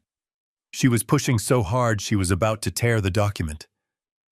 Brandon stood there, frozen. He was watching his wife physically assault his father, and he did nothing. He just watched. That was the final straw. That was the moment I knew there was no redemption for him. He was not a victim. He was an accomplice. I stopped resisting. I let my hand go limp under hers. Okay, I whispered. Okay, Vanessa. You win. She let out a breath. She relaxed her grip slightly, but she did not let go. She kept her hand over mine, guiding me to the line. That is it, she said, her voice dropping to a sinister coo. Just your name. Douglas King. That is all I need. I felt the pen move. The first curve of the D. The room was so quiet I could hear the scratching of the nib against the paper. I could hear the ticking of the clock. Tick, tick, tick. I looked at the signature. It was shaky. It was messy. It looked exactly like the signature of a terrified, senile old man. Good, Vanessa breathed. Keep going. I finished the first name, Douglas. I lifted the pen. I hesitated before the last name. Vanessa squeezed my hand again. Her nails cut into my skin. Finish it, she hissed. I looked at the paper. I looked at the word King. King. It was my name. It was my legacy. It was the name on the building Os town. It was the name on the checks that paid for her clothes, her car, her life, and she wanted to steal it. I took a deep breath. I felt the change happen inside me. The tremor in my hand stopped. The weakness in my spine vanished. The fog in my brain cleared instantly. I gripped the pen, not with her help, but on my own. I gripped it so hard the metal bit into my palm. Vanessa felt the change. She felt the resistance. She tried to push my hand, but it would not move. It was like pushing against a stone wall. She looked down. She saw my hand holding the pen steady, rock steady. She looked up at my face, and she saw it. She saw the eyes of the man who had built an empire from nothing. The eyes of the man who had fired 1,000 people. The eyes of the man who had buried his wife and raised a son alone. She saw Douglas King, and Douglas King was not smiling. "What are you doing?" she whispered. "Why did you stop?" I slowly pulled my hand away from hers. She was too shocked to stop me. I sat back in my chair. I twirled the pen in my fingers. A smooth, confident motion. I looked at the signature on the paper. Douglas. "It is incomplete," I said. My voice was no longer a rasp. It was deep. It was resonant. It filled the room. Vanessa took a step back.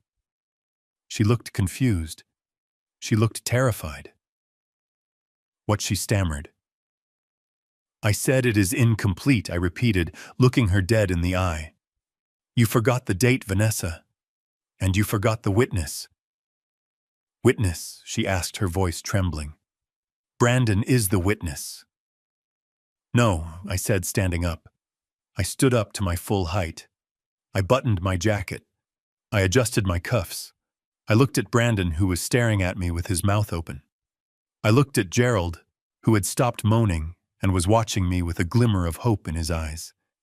And then I looked at the bookshelf, specifically at the third shelf from the top. "No," I said again. "Brandon is not the witness." I pointed at the bookshelf. "They are. You asked who the witnesses were, Vanessa.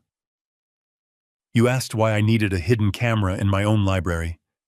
You thought you were walking into a nursing home, but you walked into a courtroom, and I am the judge, the jury, and the executioner. I reached into my pocket and pulled out a small black remote control. I did not look at the buttons. I did not need to. I knew exactly which button would end your life as you know it. I pointed the remote at the large flat-screen television mounted above the fireplace. The screen was dark, a black mirror, reflecting the terrified faces of my son and his wife. I pressed play. The screen flickered to life. The image was grainy at first, black and white night vision, but the audio was crystal clear. It was footage from a hospital room. Specifically, the private room where Gerald had been lying in a coma just 24 hours ago. Vanessa gasped. She took a step back, her hand flying to her mouth. She recognized the room. She recognized the coat she was wearing in the video. In the video, the Vanessa on the screen was leaning over the hospital bed. She was not crying. She was not holding Gerald's hand. She was slapping his cheek lightly, not to wake him up, but to mock him.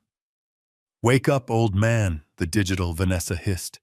Her voice filled the silent library, amplified by the surround sound speakers. It was shrill and cruel. "You really messed this up, Gerald. You were supposed to sip it. Sip it, not chug it like a desperate alcoholic. Now look at you. You are practically brain dead." In the library, the real Vanessa began to shake. "Turn it off!" she screamed, lunging toward the desk. "Turn it off, Douglas. That is private. That is illegal." I did not move. I did not have to. Brandon stepped in her way. "Move, Brandon!" she yelled, pushing his chest. "No," Brandon said. His voice was quiet but firm. He was staring at the screen, mesmerized by the monster wearing his wife's face. "I want to see this." On the screen, Vanessa continued her monologue to the unconscious man. "But maybe this is better," she said, smoothing Gerald's hair back. "If you die, I get the sympathy vote, the grieving daughter, and Douglas gets the murder charge. It is almost poetic." Then she leaned in close to Gerald's ear, and what she said next made the air in the library turn to ice. "Do not worry, baby. I will miss you. I will miss the way you look at me. I will miss our nights in the city. But let us be honest. You were getting too old for me anyway." Brandon froze. He turned his head slowly to look at the real Vanessa. "Baby," he whispered. "Why did you call your father baby?" Vanessa's face was white. Ghost white. She opened her mouth, but no words came out. On the screen, the confession continued.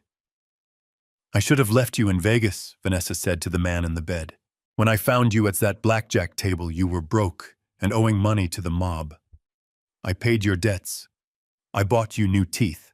I bought you those suits. I created Gerald Vance, the loving father." The digital Vanessa laughed. It was a cold, dark sound. "We had a good run, didn't we? Who would have thought a washed-up gambler and his 25-year-old girlfriend could fool a billionaire family? We played the long con, Gerald, and we almost won. But I cannot share the 50 million with a vegetable. So do me a favor. Just let go. Die. And let me be rich and single." The video cut to black. The silence that followed was heavy. It was the silence of a world ending. I placed the remote control gently on the desk. I looked at my son. Brandon was standing perfectly still. He looked like he had been hit by a truck. His eyes were wide, unblinking, staring at the black screen. He was trying to process the words he had just heard. Girlfriend. Vegas. Con. He turned slowly to look at the man in the wheelchair. He looked at Gerald, the man he had called Dad for 5 years, the man he had invited to Thanksgiving dinners, the man he had bought gifts for. And then he looked at Vanessa, the woman he slept next to every night. "He is not your father," Brandon whispered. His voice sounded like it was coming from underwater. Vanessa was shaking her head frantically. Tears were streaming down her face now, but they were tears of terror, not sorrow. "Brandon, listen to me," she stammered, reaching out for him. "It is not what it sounds like. I was upset. I was talking crazy. The stress made me say things I did not mean." "Do not touch me," Brandon roared. He flinched away from her hand as if it were covered in acid. He backed away until he hit the bookshelf. He looked sick. He looked like he was going to vomit. "You slept with him," Brandon said, his voice rising to a scream. "You slept with him and you brought him into my house. You introduced him as your father." He looked at me. His eyes were wild. "Dad, did you know?" I looked at my son with pity. This was the hardest part. Breaking his heart to save his life. "I suspected, son," I said softly. "The private investigator found the marriage license in Nevada. It was annulled 3 months later, but the trail was there. Gerald is not her father. He is her ex-husband and her current lover." Brandon made a sound that was half sob, half laugh. He slid down the bookshelf until he was sitting on the floor. He put his head in his hands. "Oh my God," he moaned, rocking back and forth. "Oh my God. I paid for his heart surgery. I paid for his apartment. I called him Dad." Vanessa saw that she was losing him. She saw the $50 million slipping away. The panic took over. She turned on me, her eyes blazing with hatred. "You ruined everything," she screamed. "You spiteful old man. You think this changes anything. You still signed the papers. I have your signature. I have the power of attorney. The video means nothing. It is inadmissible. I will say it was a deep fake. I will say you doctored it." She grabbed the papers from the desk, clutching them to her chest like a shield. "I am leaving," she announced, backing toward the door. "I am taking these to my lawyer. You can rot in this house, Douglas. And Brandon, if you want to stay with this lunatic, go ahead. But I am taking the money." She thought she still had a card to play. She thought the signature on that paper was her golden ticket. I watched her back away. I watched her reach for the door handle. She had forgotten one thing. I picked up the pen from the desk. I held it up. "Vanessa," I called out. She stopped. She turned around, her hand on the doorknob. What she spat. "I told you the signature was incomplete," I said calmly. "I told you that you forgot the witness." "I do not need a witness," she sneered. "I have the paper." I pointed to the wheelchair. I pointed to the man she had just admitted to leaving for dead, the man she had mocked, the man she had betrayed. Gerald's head was no longer slumped. His eyes were no longer glassy. He was sitting up straight, and he was looking at her. And the look in his eyes was not fear. It was pure, unadulterated fury. "I think your father has something to say," I said. Vanessa looked at the wheelchair and laughed. It was a high-pitched, nervous sound that grated against the silence of the library. "He is brain-dead, Douglas," she scoffed, waving her hand dismissively at Gerald. "He cannot witness anything. He does not even know his own name. He is a vegetable because of you." She turned back to the door, clutching the papers to her chest. "Nice try, old man. But I am leaving. And tomorrow my lawyers will—" She stopped. Behind her there was a sound.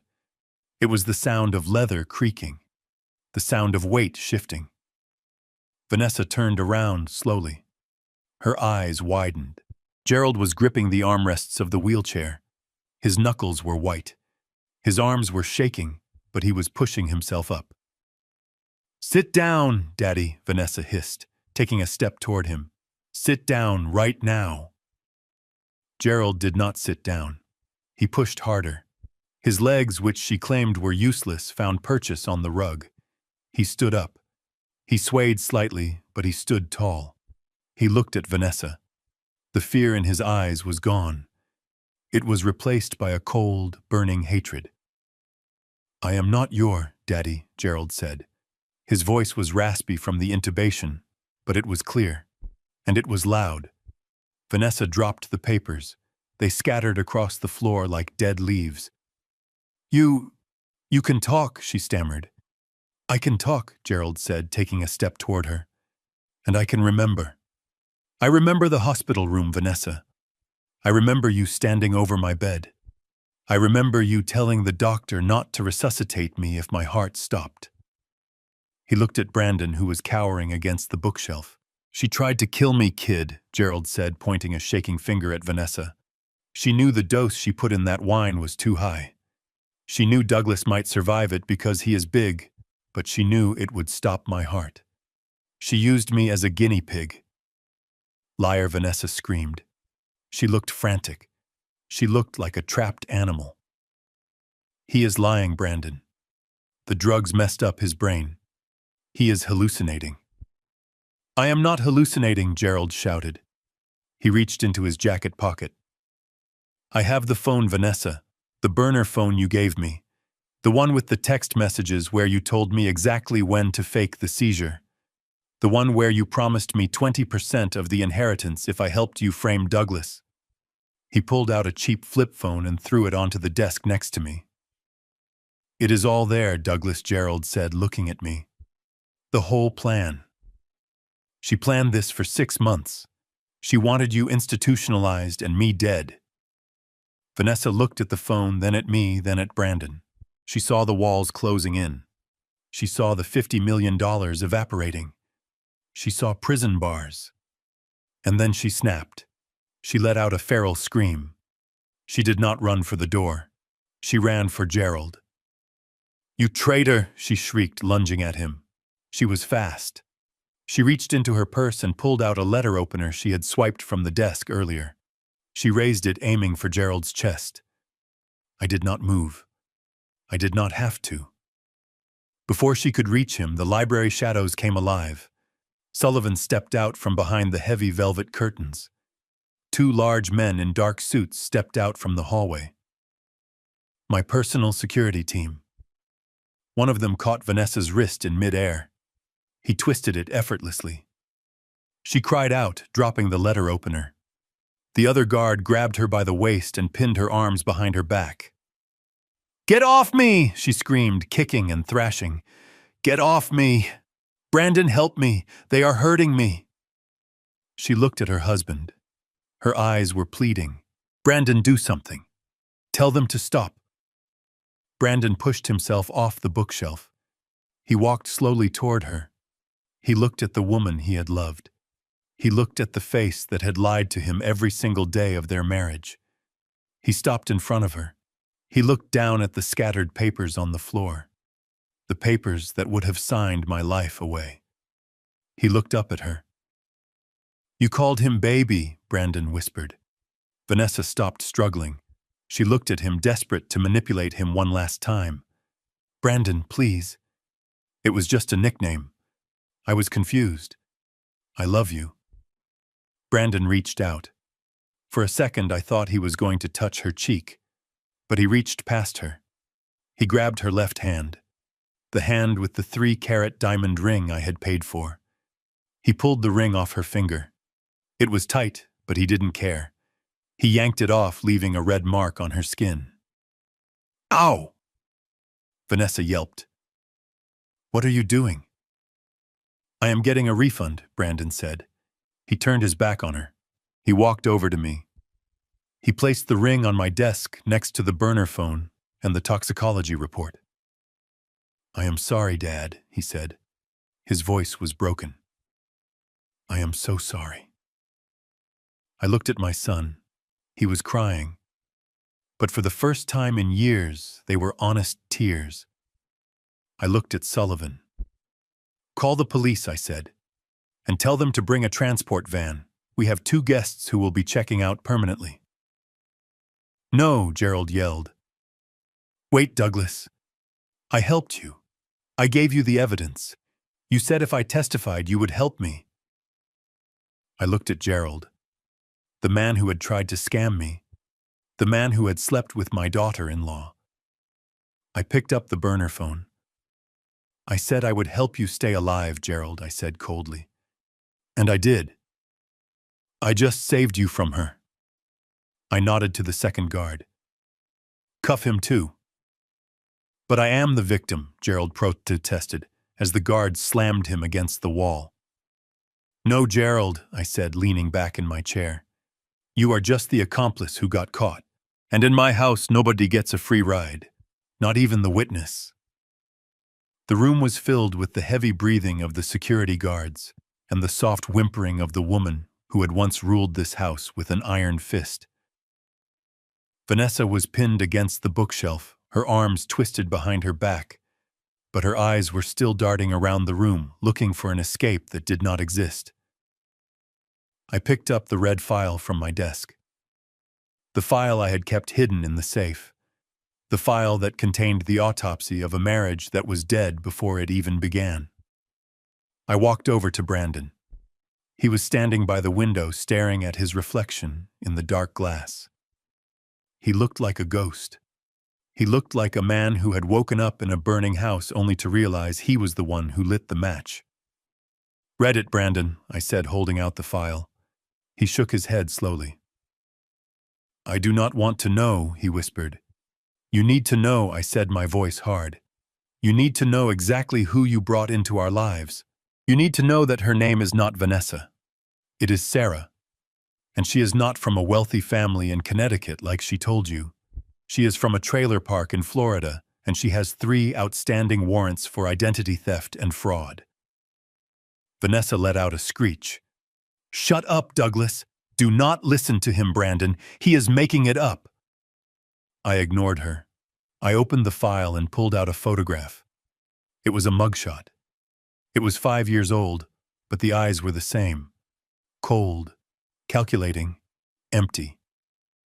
She did not meet you by accident at that charity gala, Brandon. I continued, forcing him to look at the photo. She targeted you. She spent 3 months researching us. She knew where you shopped. She knew where you got your coffee. She knew exactly what kind of woman you wanted. I looked at Vanessa, who had stopped struggling and was now glaring at me with pure venom. She knew you were desperate for approval, I said. She knew you felt overshadowed by me. She knew you were the weak link in the King Empire, and she played you like a cheap violin. Brandon took the photo. His hands were shaking so bad he almost dropped it. He looked at the mugshot. Then he looked at the woman being held by my guards.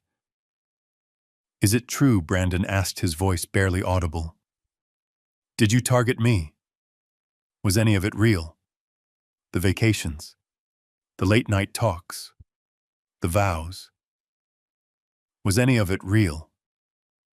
Vanessa stopped fighting. She straightened her spine. She realized the game was truly over. There was no more money to be had, no more mansion, no more acting. She looked at Brandon, and for the first time she showed him her true face. It was a look of absolute boredom. Real, she scoffed. Brandon, look at yourself. You are a man-child living on your daddy's allowance. You have no spine. You have no ambition. Do you really think a woman like me would fall in love with a mart like you? The cruelty of her words hung in the air like smoke. I needed a mark, she spat. And you were the easiest mark I have ever seen. All I had to do was tell you that you were smart, that you were special, that your father did not appreciate you, and you handed me the keys to the kingdom. It was pathetic, really. Brandon recoiled as if she had slapped him. The physical slap at the hospital was nothing compared to this. This was a soul killer. She was stripping away every happy memory, every moment of intimacy, and revealing it to be nothing more than a transaction. You monster, Brandon whispered. Vanessa laughed. It was a dry, hollow sound. I am the monster, she said. You are the one who was willing to let your father be lobotomized just so you could buy a bigger boat. Do not pretend you have the moral high ground here, Brandon. We deserve each other. That was the breaking point. Brandon let out a cry of rage. He lunged toward her, but I grabbed his arm. I held him back. No, I said firmly. She wants you to hit her. She wants to be the victim again. Do not give her the satisfaction. I pulled my son back. He collapsed against me, sobbing into my shoulder, like he did when he was 5 years old, and scraped his knee. But this wound would not heal with a bandage. I looked at the guards. Get her out of here, I commanded. And take him too. I pointed to Gerald, who was still cowering against the wall. The guards began to drag them toward the door. Vanessa did not go quietly. She started screaming, cursing, swearing vengeance on our entire bloodline. I will write a book, she shrieked as they dragged her into the hallway. I will tell the world who you really are, Douglas King. You will never be free of me. I listened to her screams fade away as the front door slammed shut. Then there was silence.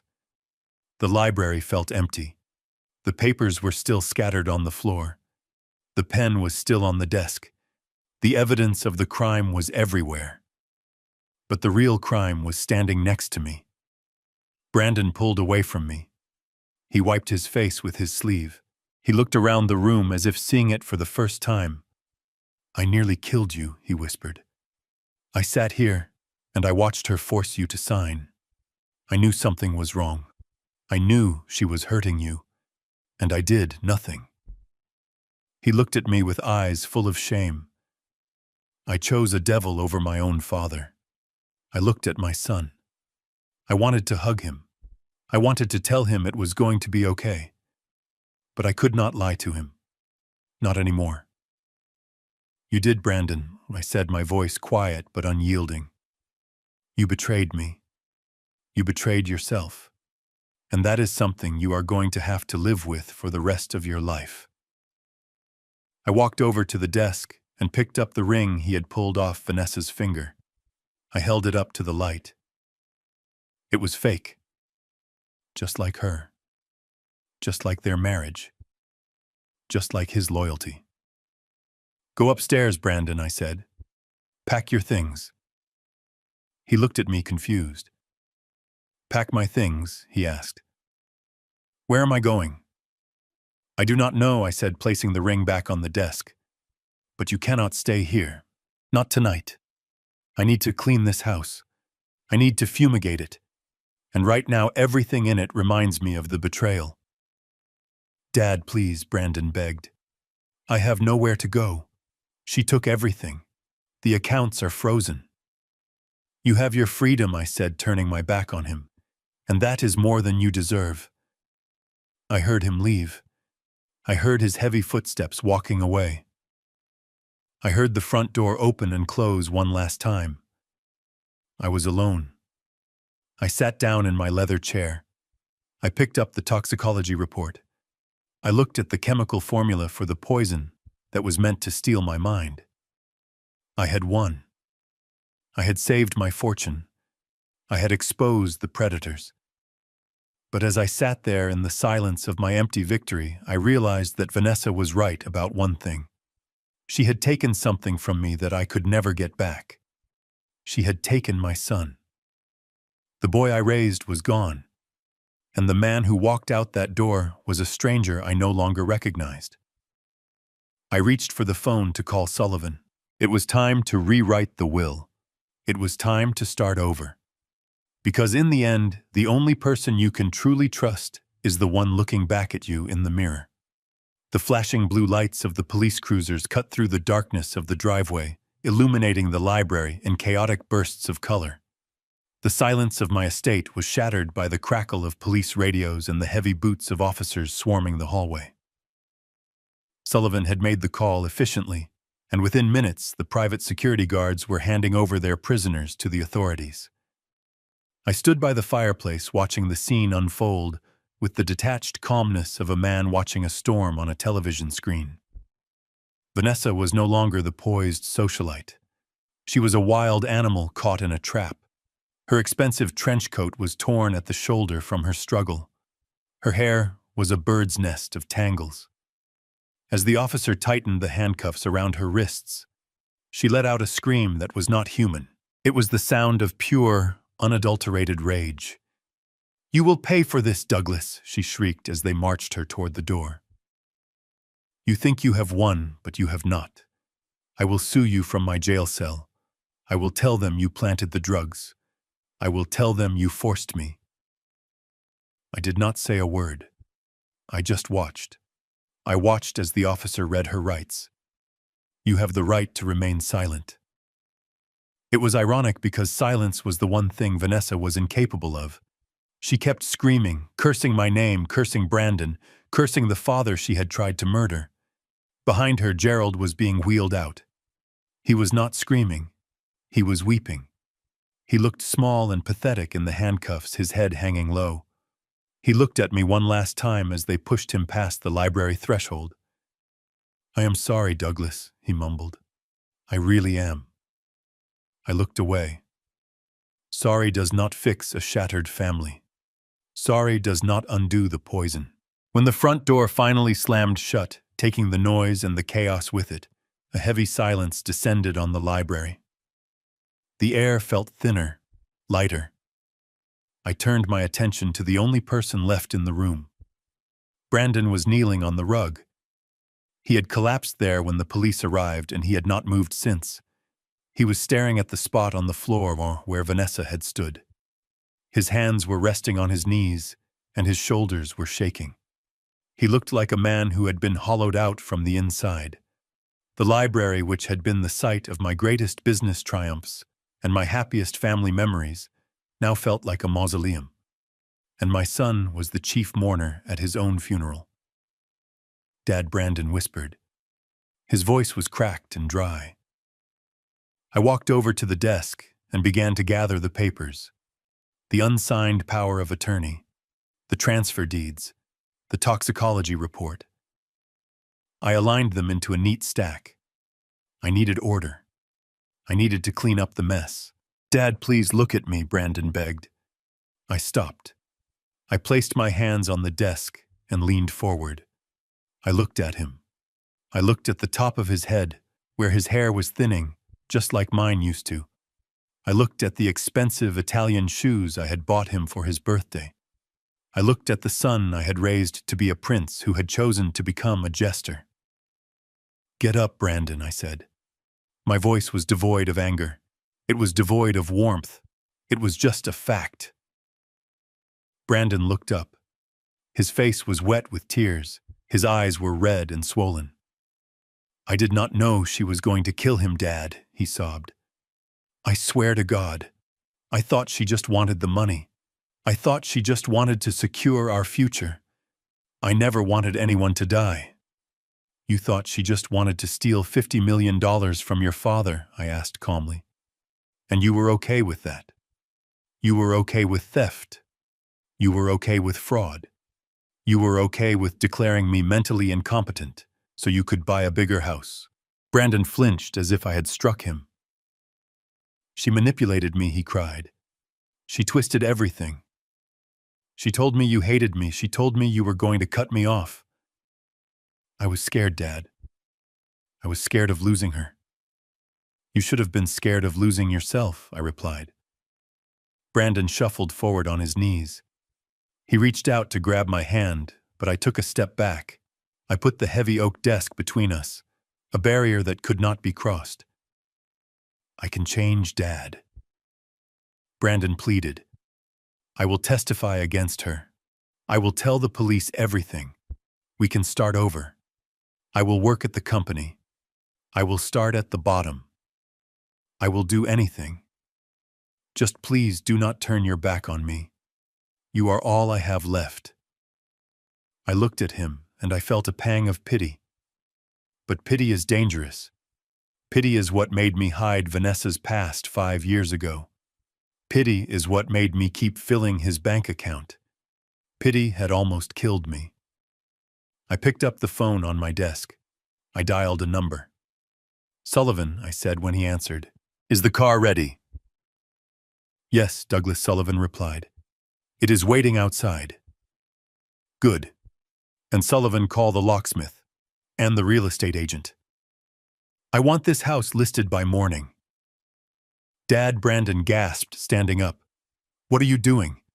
You are selling the house. I hung up the phone. I looked at Brandon. I am not selling it, I said. I am donating it. Donating it. Brandon repeated, his mouth hanging open. Yes, I said. I am donating the estate to the state of New York.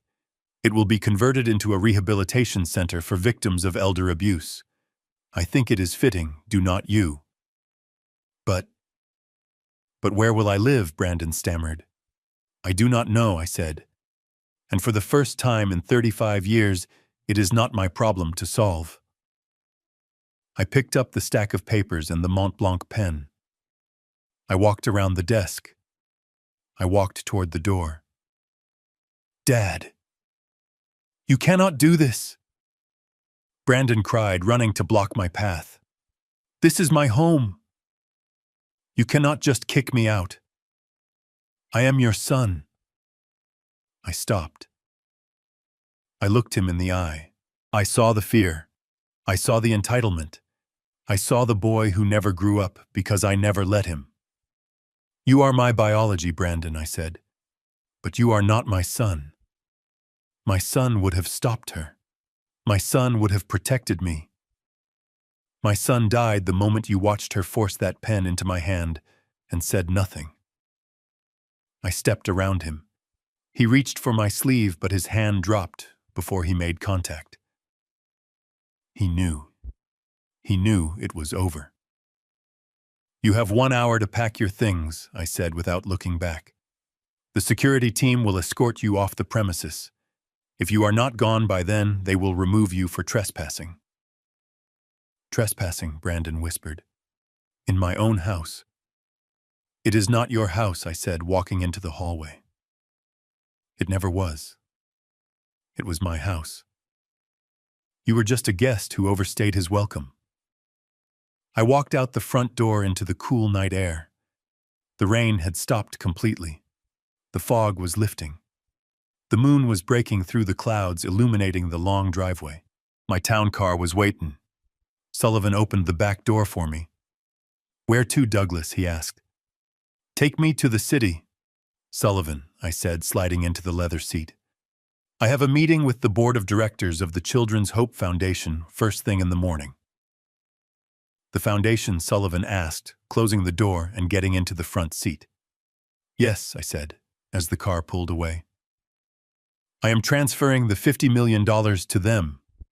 I want to create a scholarship fund for orphans, children who have no one but still manage to make something of themselves. I looked out the window. I saw the silhouette of my mansion disappearing in the distance. I saw the light in the library window, where Brandon was likely frantically packing his bags, realizing that for the first time in his life, he was truly alone. I felt a weight lift off my chest. I had lost a son, but I had regained my dignity. I had lost a family, but I had found my freedom. The car sped up, heading toward the lights of New York City. I took a deep breath. The air tasted clean. It tasted like a new beginning. I am Douglas King. I started with nothing, and I ended with nothing but the truth. And that is enough. Before I go, let me leave you with this thought. We spend our whole lives being told that blood is thicker than water. That family comes first, no matter what. That you have to forgive them because they are your kin. But that is a lie. Family is not about whose DNA you share. It is not about a last name. And it is certainly not about who sits at your dinner table on Thanksgiving. Family is loyalty. Family is the people who stand by you when you are weak, not the ones who try to bury you. Family is the people who respect you enough to tell you the truth, not the ones who smile to your face while pouring poison in your glass. If you have people in your life who drain you, who manipulate you, who make you feel small, cut them off. It does not matter if they are your children, your parents, or your siblings. You do not owe anyone your sanity. You do not owe anyone your life. Sometimes the bravest thing you can do is walk away and close the door on the people who share your blood but not your heart. I am Douglas King, and I am finally free. If this story resonated with you, please hit that like button and subscribe. Share this with someone who needs to hear it. And tell me in the comments, have you ever had to choose between family and your own survival? Until next time, remember, the only empire worth building is one based on truth. Stay safe and watch your drink. We are raised to believe that family is a sacred bond that can never be broken. But the story of Douglas King teaches us a painful yet necessary truth. Blood is biology, but loyalty is a choice. When we tolerate disrespect and betrayal simply because it comes from a relative, we are not being noble. We are being self-destructive. True family are the people who protect you when you are vulnerable, not the ones who sharpen their knives. Never set yourself on fire just to keep someone else warm, especially if they are the ones holding the match. Your dignity is worth more than their approval. If this story made you rethink the meaning of family, hit that like button and subscribe for more tales of cold, hard justice. And tell me in the comments below.